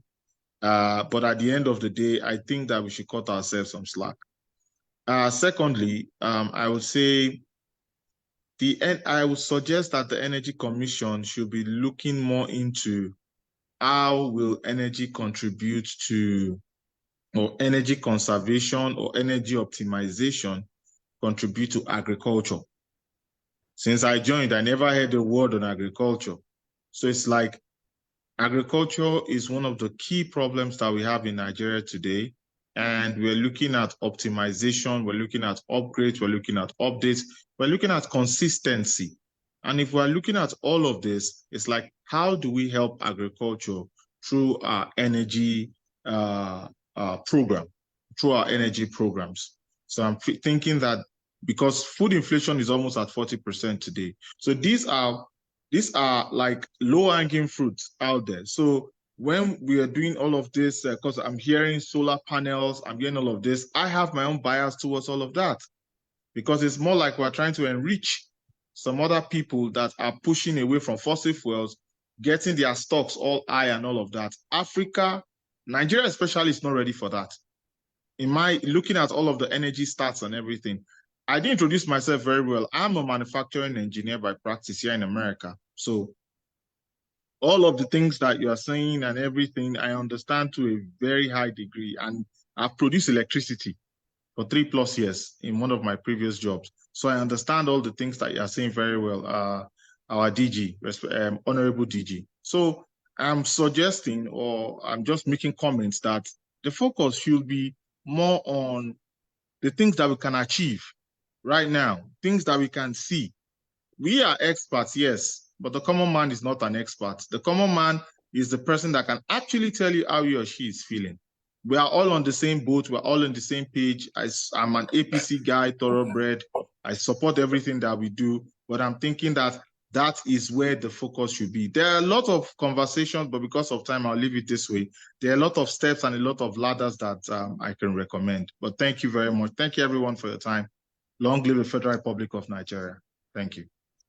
Thank you so very much for that question. I think I'll leave it to the I'll yield the floor now to the special guest now to respond to those ones. Thank you very much.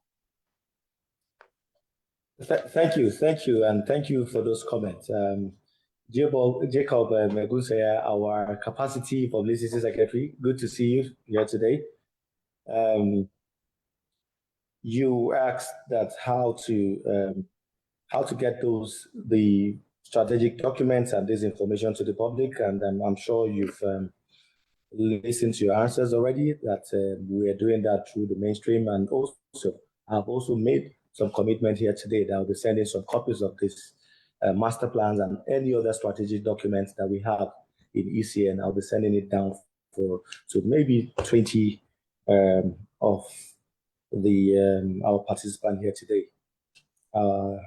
Mostly in the UK. I'll bring them down to UK. If you're not in the UK, we can now maybe find a way to send it down to you, maybe in America. Are we having synergy between these ministries? Yes. I don't know if I've mentioned this during my introduction, that the Energy Commission of Nigeria is sitting on the presidency. Yeah, so we have a supervising minister, a person of Innovation, Science and Tech Minister. He's only there in a supervisory role. But the president is our board chairman, and I only serve as the secretary. And the board members, the members of the board, are all these strategic ministries. The Minister of Power, the Minister of Petroleum, the Minister of Environment, Minister of Agriculture, they are all our board members. So if the synergy is there, and that is why our core function is to develop that policy and master plan that all these relevant ministries and agencies will take and go and develop their own mini policies or develop their regulations or their guidelines from. Because you have to set a base. And so there is that synergy. There is no meeting strategic meeting. In fact, the document has an input from all these ministries. We drove it, but we had, nominations from all ministries sit together for years to develop this document. So we have very, very good synergy from them. And we're doing very, very well together. Mr. Ayodeji, thank you for those comments. And I love the fact that you've also reminded us that the Africa whole is emitting less than 3% of the greenhouse gases, which is true. And you also mentioned that we're feeling the effect even more because we're not ready and because of lack of technology. Now, why we are embracing or we are focusing more right now to diversify into renewable energy is not because we've signed those strategic agreements of COP and all that. No, it's not. It's because we don't even have that access to energy in this country. We've relied so much on the grid. And like I said, our grid, our transmission line has only capacity to transmit 8,000 megawatts. And what we are generating right now is about 13,000. So if we keep generating or we keep from that source, from our gas plant or from our hydro turbines, we're going nowhere. So the easiest way to get energy to your homes, the easiest strategy is, it's not that we are dancing to the tune. I agree with you that that's why I also mentioned it clearly that we're not ready to stop. We will keep, matter of fact, we have above 200 trillion cubic feet of gas reserve in this country. Are we ready to just let that go because we want to stop, global warming and all that we don't contribute to? No. It is also part of this document we've actually developed. Our major strategy to transit is gas. We are not ready to let go. We want to convert our gas to green hydrogen. We want to convert our gas to CNG, to LPG, to methanol, to other sources of energy that is cleaner than the PMS. That is our strategy. We agree that we still emit something. And, we also need to look at landmass and also how ready technology, and we don't have that technology. So it's a bit of strategy for us to also go green. It's not because of the climate change, no. It's because we need other sources in our energy mix. We cannot rely on gas in our production. So that's just a strategy. Yes, agriculture is very, very important. And we have a program, we're collaborating with the Minister of Environment, directly collaborating with the Minister of Agriculture. Part of that program is to save our land. We know that for us to have mechanization, you need electricity. You need power for mechanization because most of these tools, you need power. So what we are saying is also to use, because we have abundant solar energy there. So what they are doing traditionally is just to put solar panels and, no more photosynthesis because you have the panel into, you can't, yes, you are getting power, but you need a land also, part of that farmland to put your solar farm. So what we are doing in this, in Energy Commission is also to develop, there's a new technology for solar PV system. It's called the solar PV agro system that enables you to, generate your electricity from this solar system and also yield your crops. You can still grow, use that land for your farming. So it's a win-win because you can have that and also grow. It allows photosynthesis because the panel is a transparent panel. It's a new technology which we are also researching on in our centers to ensure that we develop here in the country. Though we're bringing this technology from Germany right now, but our centers are researching on it. In matter of fact, we've started reverse and some integration to see what is behind the technology. So very soon we'll get a breakthrough and we'll start producing that in this country. So we are looking at helping agriculture in the country. We're collaborating with them.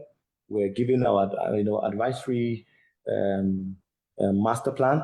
And in our policy, agriculture is very, very clear in how we can help agriculture. By the time we all get this master plan and our policy document, we will understand that we are not just producing PV or, generating electricity. We're also looking at other sectors. Nothing moves without energy. Thank you. Thank you so very much for that. Let's move back to to our participants now. We've got Victor Benson. Victor Benson, you have the floor now. Whilst Honorable Omololu Nick Apata should be on standby. Victor Benson, you have the floor now. You have 1 minute. Unmute yourself and put on your video. Thank you.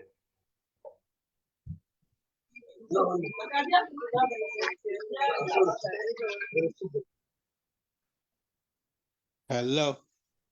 Hello. Yeah, I would like to use this opportunity to thank the DG for a wonderful presentation. I'm just wondering if there is any thought in relation to working closely with the educational department. I'm just in relation to technical schools and vocational studies, because I remember years back, we used to have a technical school and having a more input in technology, so that if the government is aiming at all these local factories, so you have the resources, the human resources to actually tackle it, then make the product more available for the communities. So is your ministry working closely with or do you have any plan to do that with the educational department? Thank you so very much for that short question. I think Honorable Omolulu Apata, you have the floor now. While yes, you have the floor now. Thank you. Oh, thank you, Barrister J.K. Adebola.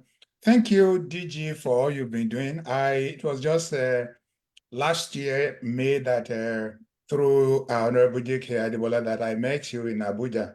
I'm the chairman of APC Canada chapter, and I've been so thrilled with all you've been doing since your appointment. What I just want to say is go back to Mr. Williams' earlier comment about unbundling electricity generation in Nigeria. I think the federal government does way too much in our country. And because of that, every criticism, every observation, everything, every complaint go to the federal government as if we don't have a three-tier system in the country. I look at Nigeria and I'm thinking, okay, we have our land mass is not even as big as that of the province of Ontario in Canada, where I am currently. And so I know not every state will be able to generate their own electricity. The way it works here is Ontario has way too much energy. And what we do in Ontario is that we sell to nearby provinces like Quebec, like Newfoundland, when they need. They do have, but sometimes in the winter, there are cases where they need more energy, maybe because they have a snowstorm or something has happened to their own electricity. Look at Lagos, for example. Lagos has the means, has the capacity to generate, to build their own electricity, and then sell to states like Ondo State, Osun State, and the nearby states. The country has been divided, even theoretically, into economic geographical zones. We can do our electricity generation based on that, because we know individual states may not be able to do that. I know your department, your agency is you are doing a lot since you got there. You have re-energized the agency. That is why you are here now answering all these questions and giving us exactly where you are and what. But we can move a whole lot more if we look at how we can unbundle the production of electricity in the country. And the states are not equally gifted in terms of their economic capacity. So not all states should do it, but nearby states can also generate and share with neighboring states. That's what and lastly, if you don't mind, when you come to the UK, please do leave a copy or two of the master plan with Barrister J.K. Adebola. Then I would arrange on how to get those copies to my members here so I can share with them just what the excellent job your ministry, your department, or your agency is doing. Thank you very much. Thank you so very much, Honorable Nuka, for that. I think I'll give the floor to special guest now to answer those questions whilst I go back to the floor. Thank you. Thanks so much for those comments. Mr. Victor, relationship with institutions, yes, we have a very fantastic relationship with the education sector. Like I said earlier, we have six centers under the Energy Commission, and those centers are all hosted by universities. We have this in each geopolitical school zones, we have energy research centers. And these research centers are all unique. Some are doing research in hydropower, some are in nuclear, some are in solar, some are doing hybrid research and so on. Some energy efficiency, conservations and all that. So we have good relationship with them. Matter of fact, some staffs from the university come to our centers to conduct research because we have infrastructures, we have so many energy equipment there for research purpose. And we have synergy with universities. And as such, that's why we've had so many breakthroughs. That's why we are under the Innovation, Science and Tech, because we need to innovate and we need to do some research for us to solve the energy crisis that we're facing in the country. So we have energy centers that collaborate with the universities for progress. Mr. Chairman, Mr. Mololu, thanks so much. I recall that we met here in Abuja. Thanks for the compliment as well. And yes, like you said, we can only get it right if the electricity regulations or the electricity sector is regulated and also unbundled, which what the Act has already done. We also anticipate to see states. I recall I saw that Lagos State is already on it building power plants, and also transmission line. We have various states already right now rolling out regulations for their states, and I think that's the way forward. The pressure is too much for the federal government because our transmission line is very, very weak. We can't transmit what we're producing in Congola, and we expect to have it in Lagos. So unbottling it is a solution, and we've done it, and we hope that states will take that as advantage and start putting infrastructure to generate their own electricity. So we will, yes, also, like I said, I'll be coming to the UK next week, and I hope to bring 20 copies each of the National Energy Policy and also National Energy Master Plan. I will be leaving that with the chairman, JK. So I hope that you distribute it across accordingly. I think 20 copies will go a long way. And maybe in due course, we'll try to scan what we have. Like I said, we can't have a scanned copy right now because it's a gazetted document. It has security to it.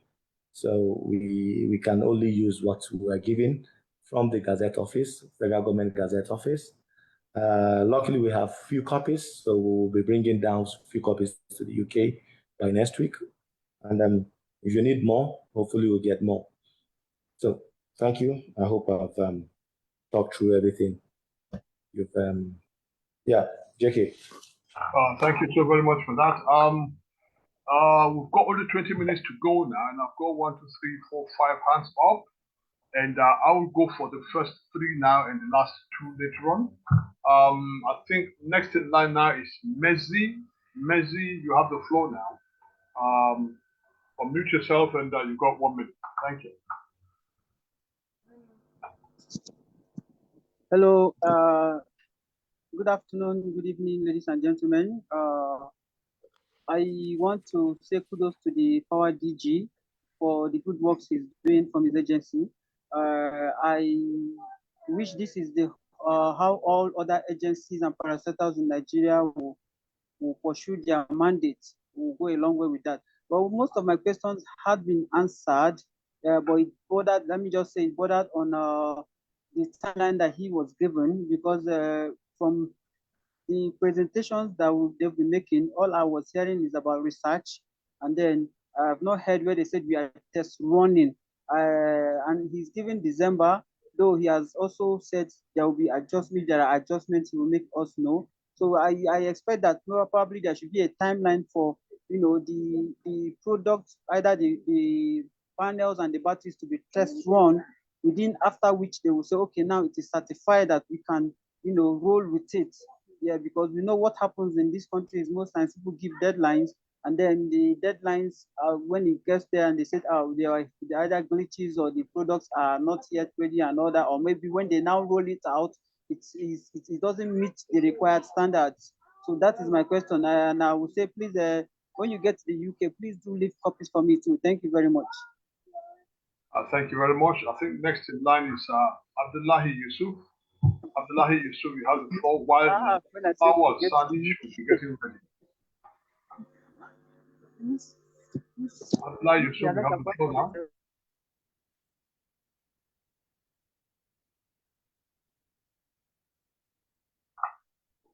Abdullahi Yusuf, are you still there?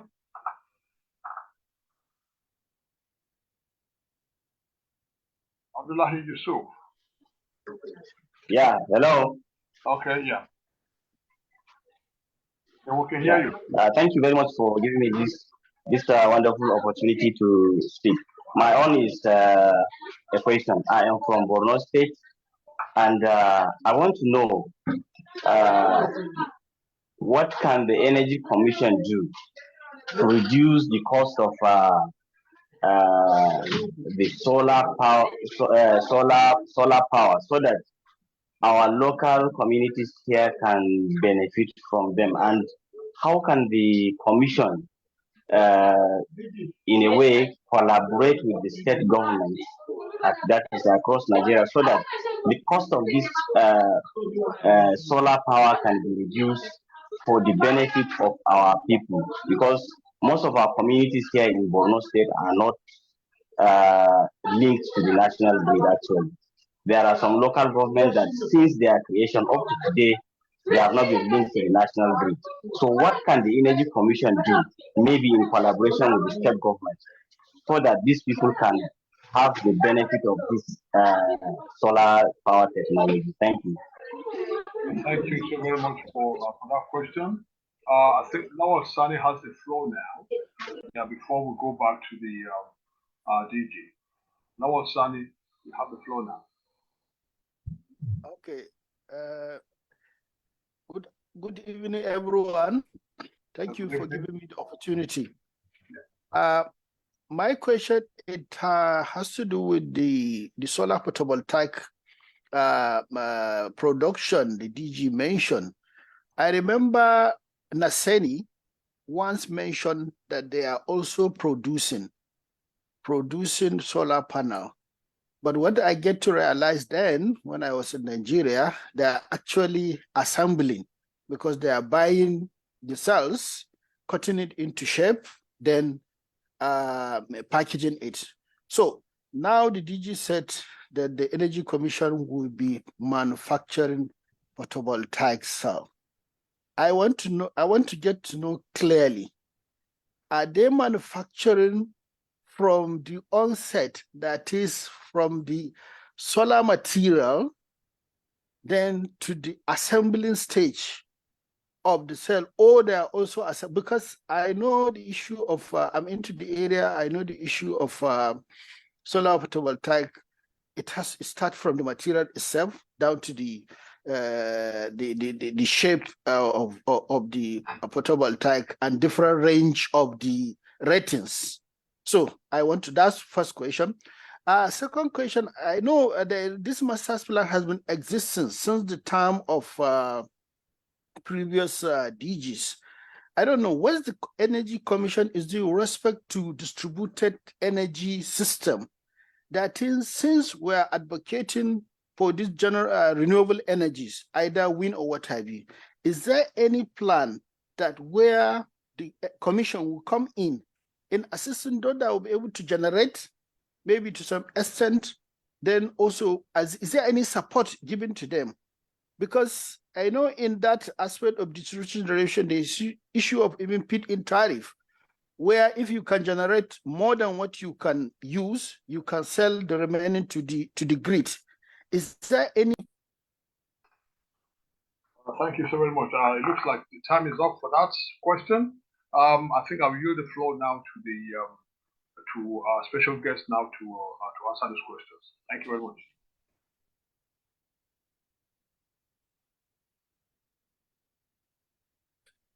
Thanks so much, JK. Sorry, I didn't get the first speaker's name, but I would just thanks for that encouragement. And you talked about test running and whether the Energy Commission is focused on just research. We're not only focused on research, we're also doing some strategic implementation of those projects. And our core mandate, like I said, is to develop master plans and policies for the government, and also to disseminate information regarding energy, to conduct energy audits across the nation, collaborate with stakeholders like the state government that someone mentioned. Yes, our mandate is to collaborate with them and ensure that they have abundant and different energy mix. So we're doing that. Mr. Abdullahi stated clearly that how do we reduce the cost of the solar power and all that? Yeah, there are strategic projects actually in the state. One of the strategies that Energy Commission started in about 2009, introduction of solar mini grids and the solar street lights, the solar boreholes and all that. So where the constituencies, the senators and the reps key into the agency to put some funds, and you go deep into the grassroots to install those appliances without relying on the grid.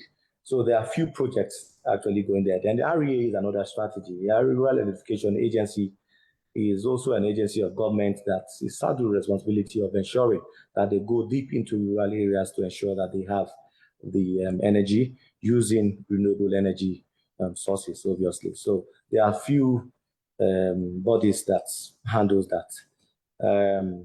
State collaboration, yes, we collaborate with states. We recently signed an MOU with Niger State government to help them conduct energy audit in the states, and also to look at the possibilities and the capability of wind energy in the states. So those are things that we can do, and we are helping them in doing that already. So Mr. Lawan Sani, thanks for your contribution. And I love the fact that you said Naseni. Yes, Naseni has a solar assembly plant.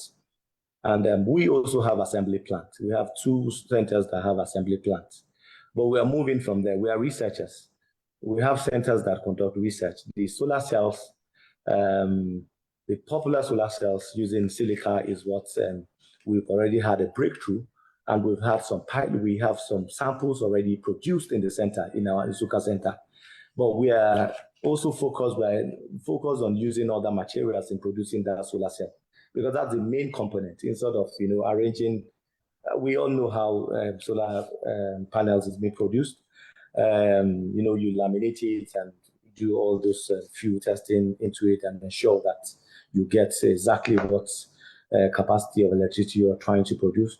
But yes, we are not looking at assembly. Energy Commission has centers, excellence centers, research centers, and we have competent professors there that are looking at breaking through into production of these solar cells. And we've had breakthroughs. That's why we're looking at, hopefully by December, we're going to have a production plant, not assembly plant. We are going to have a production plant in this country. And I've also extended that, if you recall, that is not just for the PV system. We're also looking at even producing the lithium battery as well. We have lithium in abundance, and I stated clearly the roadmap to get that. If we can produce carbonate, and from carbonate we can get into the concentrates, then we can also get the lithium battery. So that's what we aim to do. It's not just to assemble. We are looking at directly from raw materials, getting the raw materials that we have here in the country to produce what we part of that panel. That's what we aim to do. And we're doing well, and hopefully we're going to get that right by December. Yes, we've had various master plans in this country. The first master plan, if you recall, was in 2003, and we got that updated in 2013, and another revised copy in 2018. And most of those master plan and energy policy documents were not gazetted. They don't have the legal backup. They don't have, it's just a document sitting there. But when I came in, I realized, we have this document. Why not? Let's review it. It was reviewed, and we sent it to, we got approval. It was, in fact, already approved by the FEC. So what I did was to ensure that we sent it to the National Gazette Office to get it gazetted, because that gazetting gives it a legal backup. And that's why you see that on the day of that unveiling, all the stakeholders, the NNPC, GMD, the REA, everybody was there. 5 ministers were all present there to help in unveiling that document, because it's now a legal document, and it was forwarded by Mr. President himself. So what you having a document is different by operationalizing it, giving it a legal binding. It becomes operationalized the day the Mr. President unveiled it. And everybody must key into this, because they set a roadmap for the guaranteeing energy security for the country. So it's not just a document that has been there before. We've changed the game. It's a gazetted document, and it's a document that every stakeholder must key into it to ensure that we have a sustainable energy generation in the country. So I hope that answers all the questions I've had here today, while I take more. Thank you. Thank you so very much. Now, I'm afraid we have only 8 minutes to go, and we've got 4 hands up. JK. I'm afraid, yes, sir? And I'm afraid after I will be taking those 4 questions all at once. After that, we will not be taking any more questions. And I will take them in this particular order. The first person to go will be Engineer Olabode Jones Ajimijere, followed by Ignatius Okoro, Diamond Adepoju, and Mommy Deborah Fatobo. Those are the only 4 questions we'll be taking in the next 7 minutes that we've got now. After that, we will not be taking any more questions. So please, let's be snappy with our questions so that we can finish in record time. Thank you so very much. Engineer Ajimijere, you have the floor now. Yes, good evening, sirs. Thank you, Barrister JK, for giving me the chance. Thank you for the great job you are doing. I want to thank the Honorable DG for the energy for taking his time to join us on this explanation for enlightening every member. And I can say we are very proud of you for what you are doing. It's great.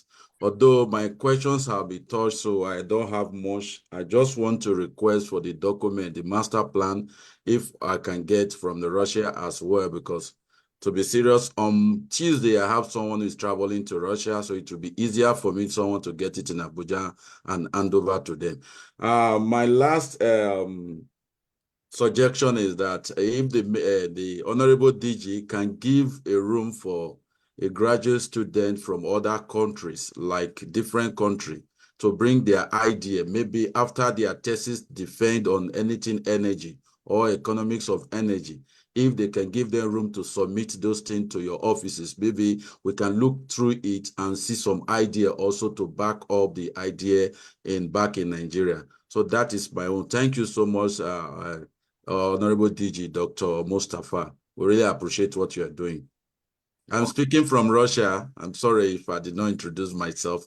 Please, pardon for that. I would like to get the document, if possible, on Monday. I will send some of the men to the office so that I can get it and send it on Tuesday to me. Thank you, sir.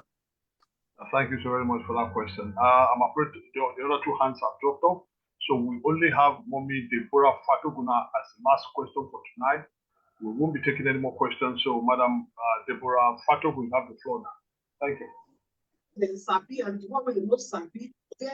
you, Mr. Chairman. Sorry.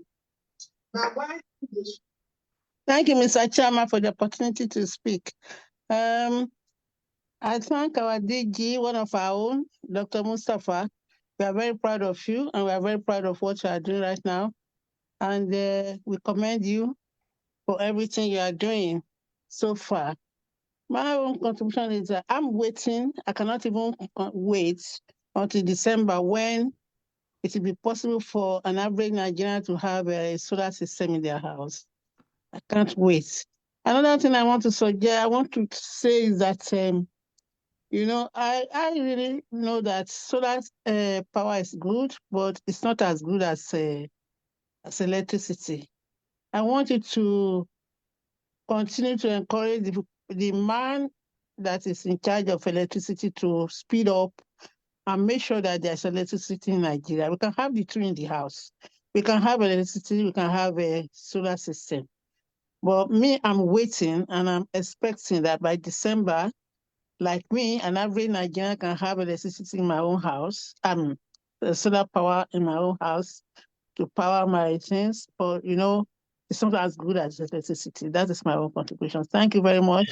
I'm very proud of you, our DG. You are doing a good job. And we are very proud that you are one of our own here in London. Thank you very much.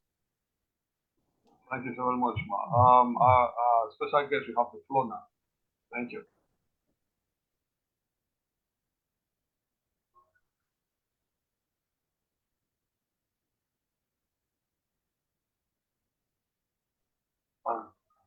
Dr. Mustapha, are you still there? We can't hear you.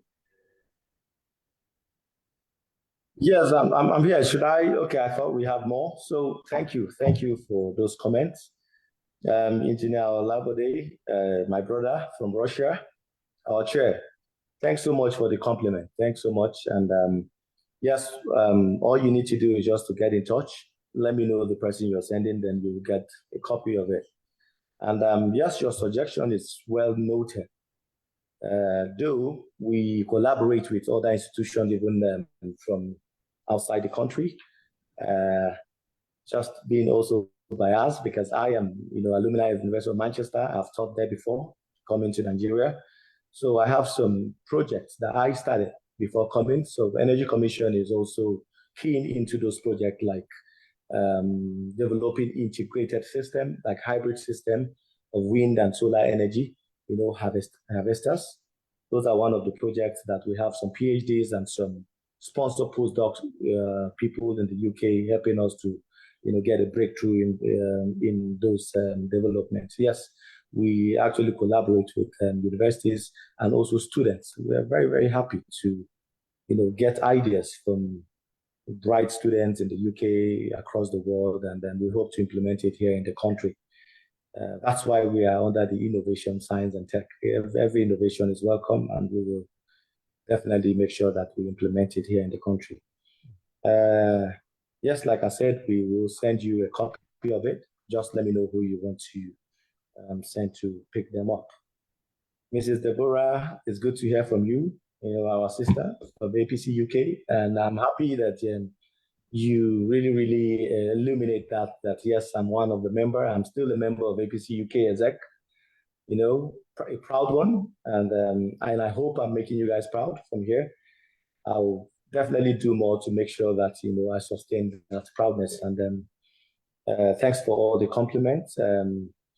Yes, we want to assure everybody that electricity will be very affordable at the end of this project. We will make sure that it's also available and also sustainable. That's one of our focus. And all we need is support. We can't do it alone. We will do our bit, but we need support from the sub-national, at least the state, because they are closer to the grassroots. We can provide the legal framework, we can provide the policy, we can provide the master plan, we can provide the factory, but if you don't have the state governors supporting you, I think it will just go in vain. And for now, we are getting the support. I hope they're going to sustain that support. And with their support and also the grant support I'm getting from my minister, Chief Uche Inaji, that just spoke with us earlier, and also Mr. President, Dr. Bola Ahmed Tinubu, GCFR, I am assuring everybody here that we are going to have abundant electricity. Our energy will be secured and affordable and also sustainable. Thank you very much. Thank you so very much, our special guest. It's been a wonderful day now, and I'm afraid, like I said earlier on, we're not going to be taking any more questions now because it's exactly 6 o'clock now. But like I said, we will be having another special guest next week. In the next couple of days, we will be letting you know the details of who is coming and what day of the weekend we will be having them. And talking about the copies of the gazetted National Energy Master Plan, as discussed, which special guest has graciously said he will bring some, I think 20 copies, he said, of each to the UK next week. Anyone who is interested should please indicate their interest by sending us an email at the email address is info@renewedhopeglobalconference.com. info@renewedhopeglobalconference.com. What we need is your details and your address where you want it to be sent to. However, I need to let you know that because it is 20 copies only, we will be rationing it so that everybody from all across the diaspora gets. We may not be, maybe you may not get more than one or two in each country, but we will try as much as possible to make sure that everybody that goes round. So if there's need for us to have more, then we will have to get back to our special guest today for him to send to get us more copies. So that is for that.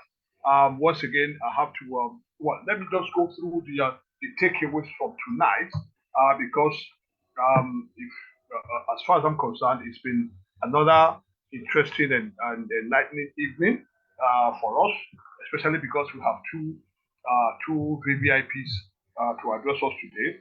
So that's one of the benefits that you get from participating in our conference.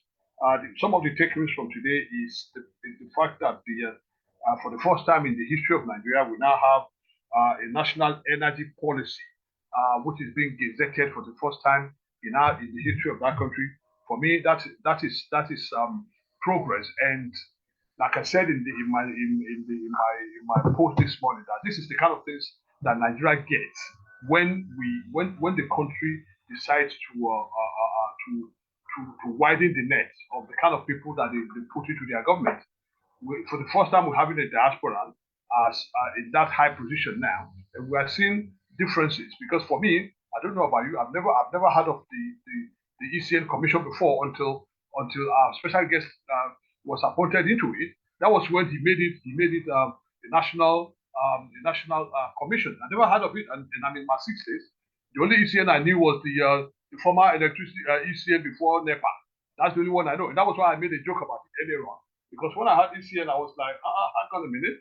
Now, when I don't bring ECN back again until I now heard about the full name. So, which means when the government at home begins to widen the net, and because we have a lot, whether we like to believe it or not, we have a lot of potential in outside the shores of Nigeria. Nigerians who have expertise in so many areas, they are bound everywhere. Why? I think the only person that to my knowledge, that has done that is Governor Fashola when he was the governor of Lagos. And that was why he was able to build up on what Governor then Tinubu did in Lagos. And that is why Lagos is what it is today. Because at least I know 3 people whom will go to church, the same church together in London here, whom Fashola invited home. And they did wonders. So for me, and that was why I said in the morning that I'm so proud of our special guest of honor, because he went to Nigeria and he hit the ground running. He made ECN now a corporation that every Nigerian across the whole world knows about.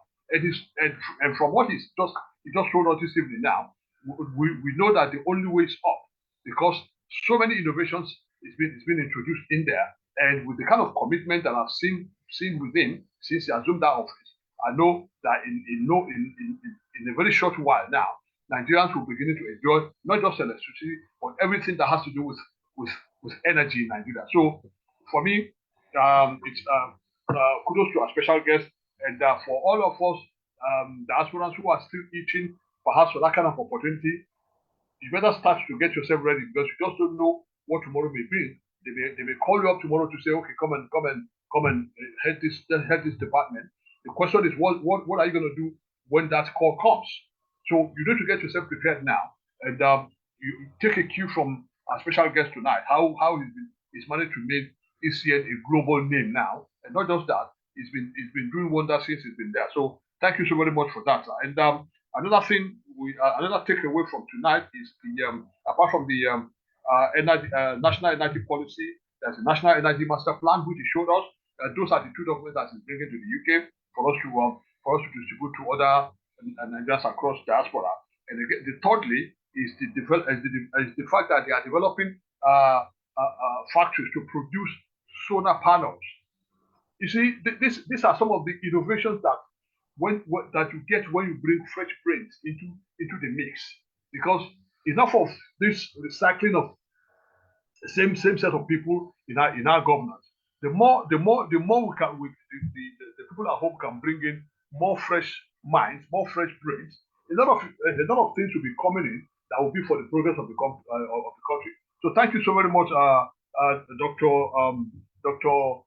Mustapha Abdullahi. Thank you so very much. We are so proud of you, and we hope you continue in this trajectory so that your performance will open doors for more Nigerians in diaspora to be part of the government back home.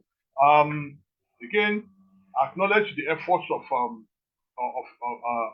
stakeholders who made the Renewed Hope Town Hall virtual conference possible through their wide network of influence and hard work behind the scene. We have a lot of people who are working behind the scene whose name whose name is not being mentioned for obvious reasons. Thank you immensely for making this possible every week. And huge thanks also go to Ben TV, the first Nigerian African digital TV channel in Europe, led by its CEO, Anastasia Shodi, for your continuous support for Nigerians in diaspora and for your support for good governance in our country. We appreciate your effort. Thank you so very much, and please keep it up, sir. I also wish to acknowledge other leaders and stakeholders present at this conference. The Honorable Minister, thank you. I know he's no longer on the platform, but at least we still have to show our appreciation for him to graciously partake in this conference. He didn't have to, or he just felt he needed to support us, and for that we remain eternally grateful. So thank you ever so much for doing that.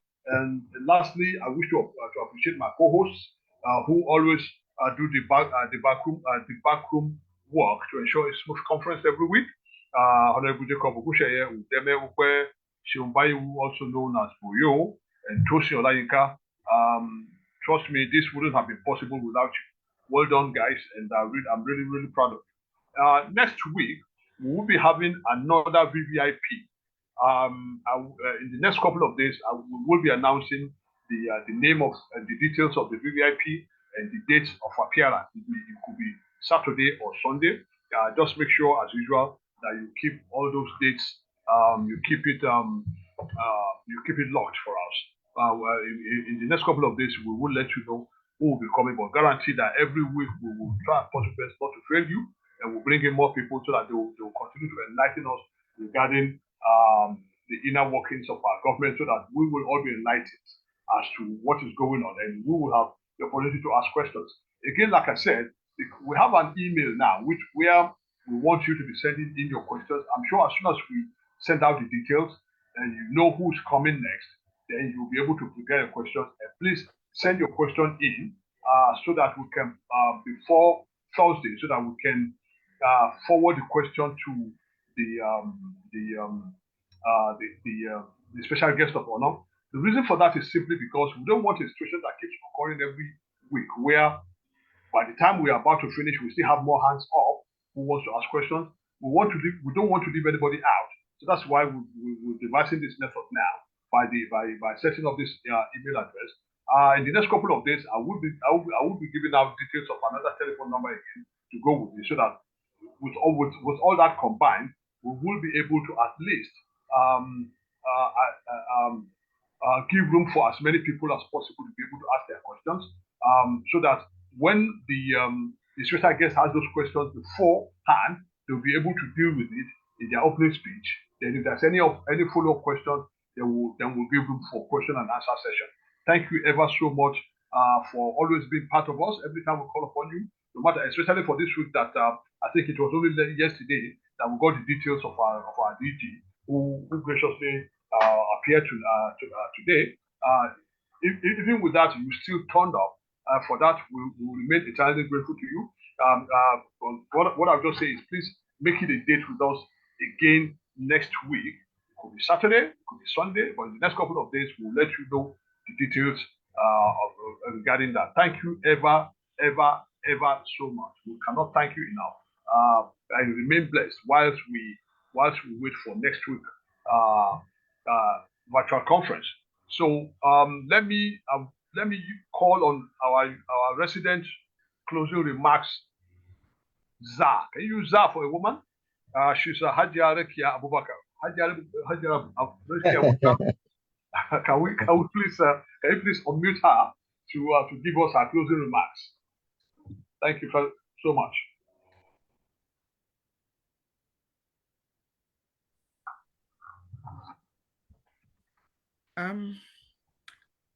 Barrister Adebola, I don't think Ajiarika is on because I've been unmuted. Okay, all right. So Ajiarika, unless you want Professor Ali allowed to do it. No, we want female. So you do all the I can't see Ajiarika. Huh? Ajiarika is not here. Yeah, that's what I'm saying. We want a female to do it. So okay. You can do us the honor. Okay, all right then. All protocols observed. Thanks to everybody. Dr. Mustapha Abdullahi, the man after God's heart, we love you dearly. Is arguably, please permit me, by JK, to say this, he's arguably the bestest, the bestest executive that we have in APC UK. We love you all just like you love us. And I'm sure you do know, because we have been discussing privately, that I'm one of those that is extremely proud of you. As soon as you announced, I came to your office to congratulate you. Everything that you've been doing, I've even been sending you messages privately as well, because yes, net zero, even the United Kingdom, they are trying to get to where you are actually taking Nigeria to now. Yes, somebody was talking earlier on when they was talking about solar panels here, and then I actually said to you, do you realize that even Scotland has actually pulled out? Scotland, I said, you know what, we can't achieve that net zero, the 30% net zero by 2030, because that's because they're scaling it, and you are already taking us there. May God in his infinite mercies continue to guide you, give you divine wisdom, knowledge, and understanding, so that you take us to where we all need to be. Thank you ever so much for always being there for us. You are always ever reliable, most ever reliable. I'm sorry, other executives, but most ever reliable. Thank you. God bless you. Thank you, JK. Thank you so much. Thank you. On that note, I think it's fair for me to say we'll be drawing the curtain on this conference. And once again, Dr. Mustapha Abdullahi, what can I say? You had it all now. So you don't need to look in the mirror to see exactly how people see you now. I think you've had it all now. So I think this is a testament to every one of us that whatever you do it well, because you just don't know who's what. I think that has been my mantra all the time. That whatever responsibility that is trust on your laps, do the very best that you can, because you just don't know who is watching. It is at forums like this that people will come and tell you whether you are the bomb, as they say in the something now, or whether you are the. So now I think you're getting all the thumbs up now, which is a good thing. So I'll tell you what my boss and the guy used to say to me. He would say in Yoruba, "Ma change the way," which means don't change. I think you understand Yoruba too. Don't change your attitude. The way you are, just keep it up. Trust me, the sky is not the limit for you. The sky is the launching pad. So you are more or less now open the doors now for Nigerians in diaspora now.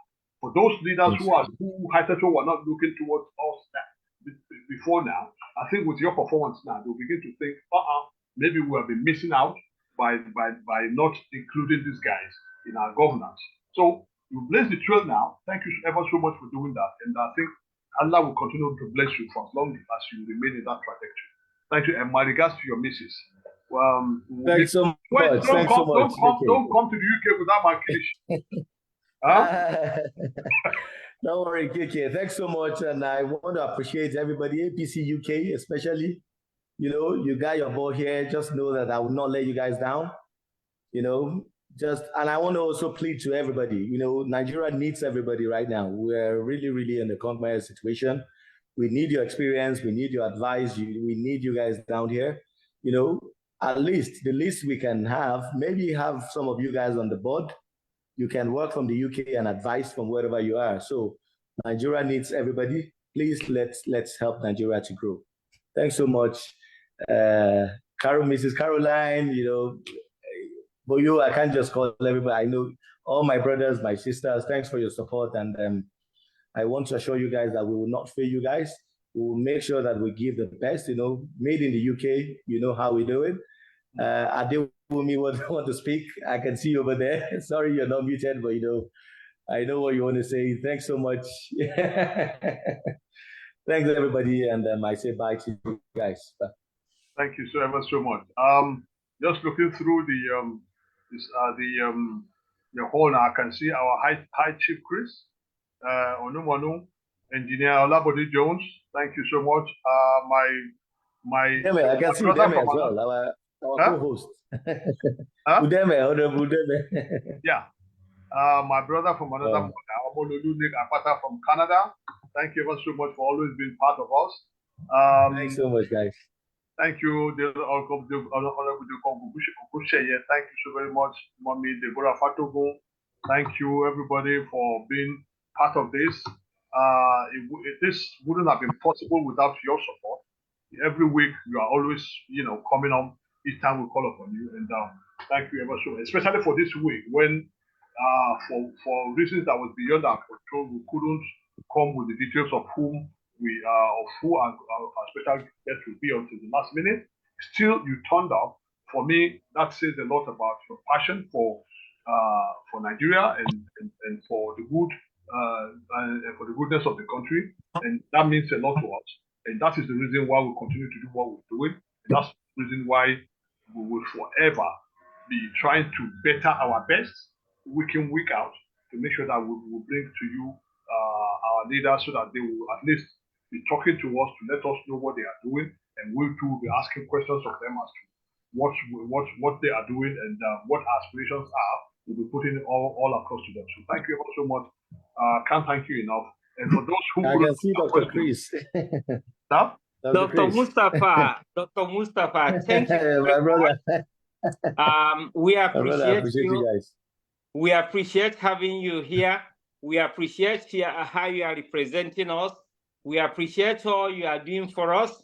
And we appreciate you being futuristic and also getting us in our team inclusive and always thinking of us a way to showcase what you are doing. You are a representative of the future.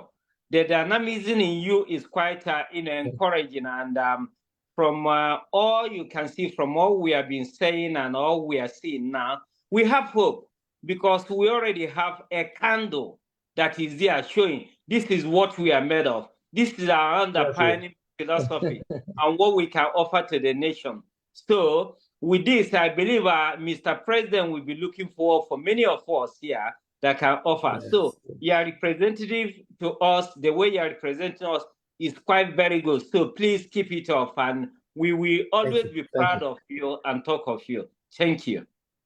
Thank you. Thank you so much. And Dr. Mustapha, please extend our appreciation to the minister and let him know that we will be calling on him at some point, because we will need him to sit on that hot chair too, and give us the benefit of his wisdom as the minister of the state. Sure, I'm sure he'll be happy to do that. He'll be so happy to do that. Thank you so very much. All right, guys. Thanks so much. Thank you so much, Dr. Mustapha. Thank you so much. Oh, our minister I'm not going to see Udeme today. Thank you so much. We're going to catch up when I come to the UK, hopefully soon. I mean, definitely. I've not been hearing about events. Nothing is happening. I think we need to do something. Forget about the distractions here and there. Forget about the committee. We need to still be together. We need to do something. Let's just keep moving. Nothing should distract us. Yeah, definitely. I think we should plan something and let's get together. Don't get distracted by the party here. One person sits to just come over there and dictate rubbish. we need to keep moving, and that's send a message to them. Thanks to them for all you've been doing. I saw all the posts, your messages. Thanks so much, as usual. Thank you so much. Thank you. Yeah. Thank you, Dr. Mustapha. Hope to see you soon. Yeah, oh yeah, my brother. Good to Thank see you, you, sir. man. We're proud of Good to see you, bro. you. Thanks so much, sir. my brother. Good to see you. Thank you. Yeah. Honorable Tosi, can you unmute Adewumi at the SAS studio? Just to give him a second to say one or two things, that's all, before we close finally. If you had not unmute me, I would have fight you. Huh? I said because you took somebody from region in Manchester. Who's that? Constituency. Mustapha used to be in Manchester. I've been Mustapha. That's was together in Manchester here. I know all his family. I know everybody. So you brought him and you refused to unmute me. I was already boiling here. Thank you for making us proud as Makunian. And I can't even say anything else than what everybody have already shared. Innovation is one of the things that will drive the country, Nigeria. And we were so privileged to have someone who has been with us, who is also making us proud there. So that gives us an opportunity to get the attention that we've been craving for all these years back home, that we should be involved in Nigerian politics. And whatever we've learned here for so long, it's going to be very easy for us to adapt it in our environment there. And God has graciously given us the round peg in the round road, which is you, giving us that opportunity. And we're very grateful. So keep on, and we'll keep praying for you for more innovative ideas. Yeah. Yes, Mama Kuna friend, brother. Thank you so much. Thank you so much. So on that note, thanks so much for life. On that note, I'll say good night and have a blessed weekend until we meet again next week with another special guest of honor in the hot seat. Thank you ever so much. God bless you all. God bless you. Thank you.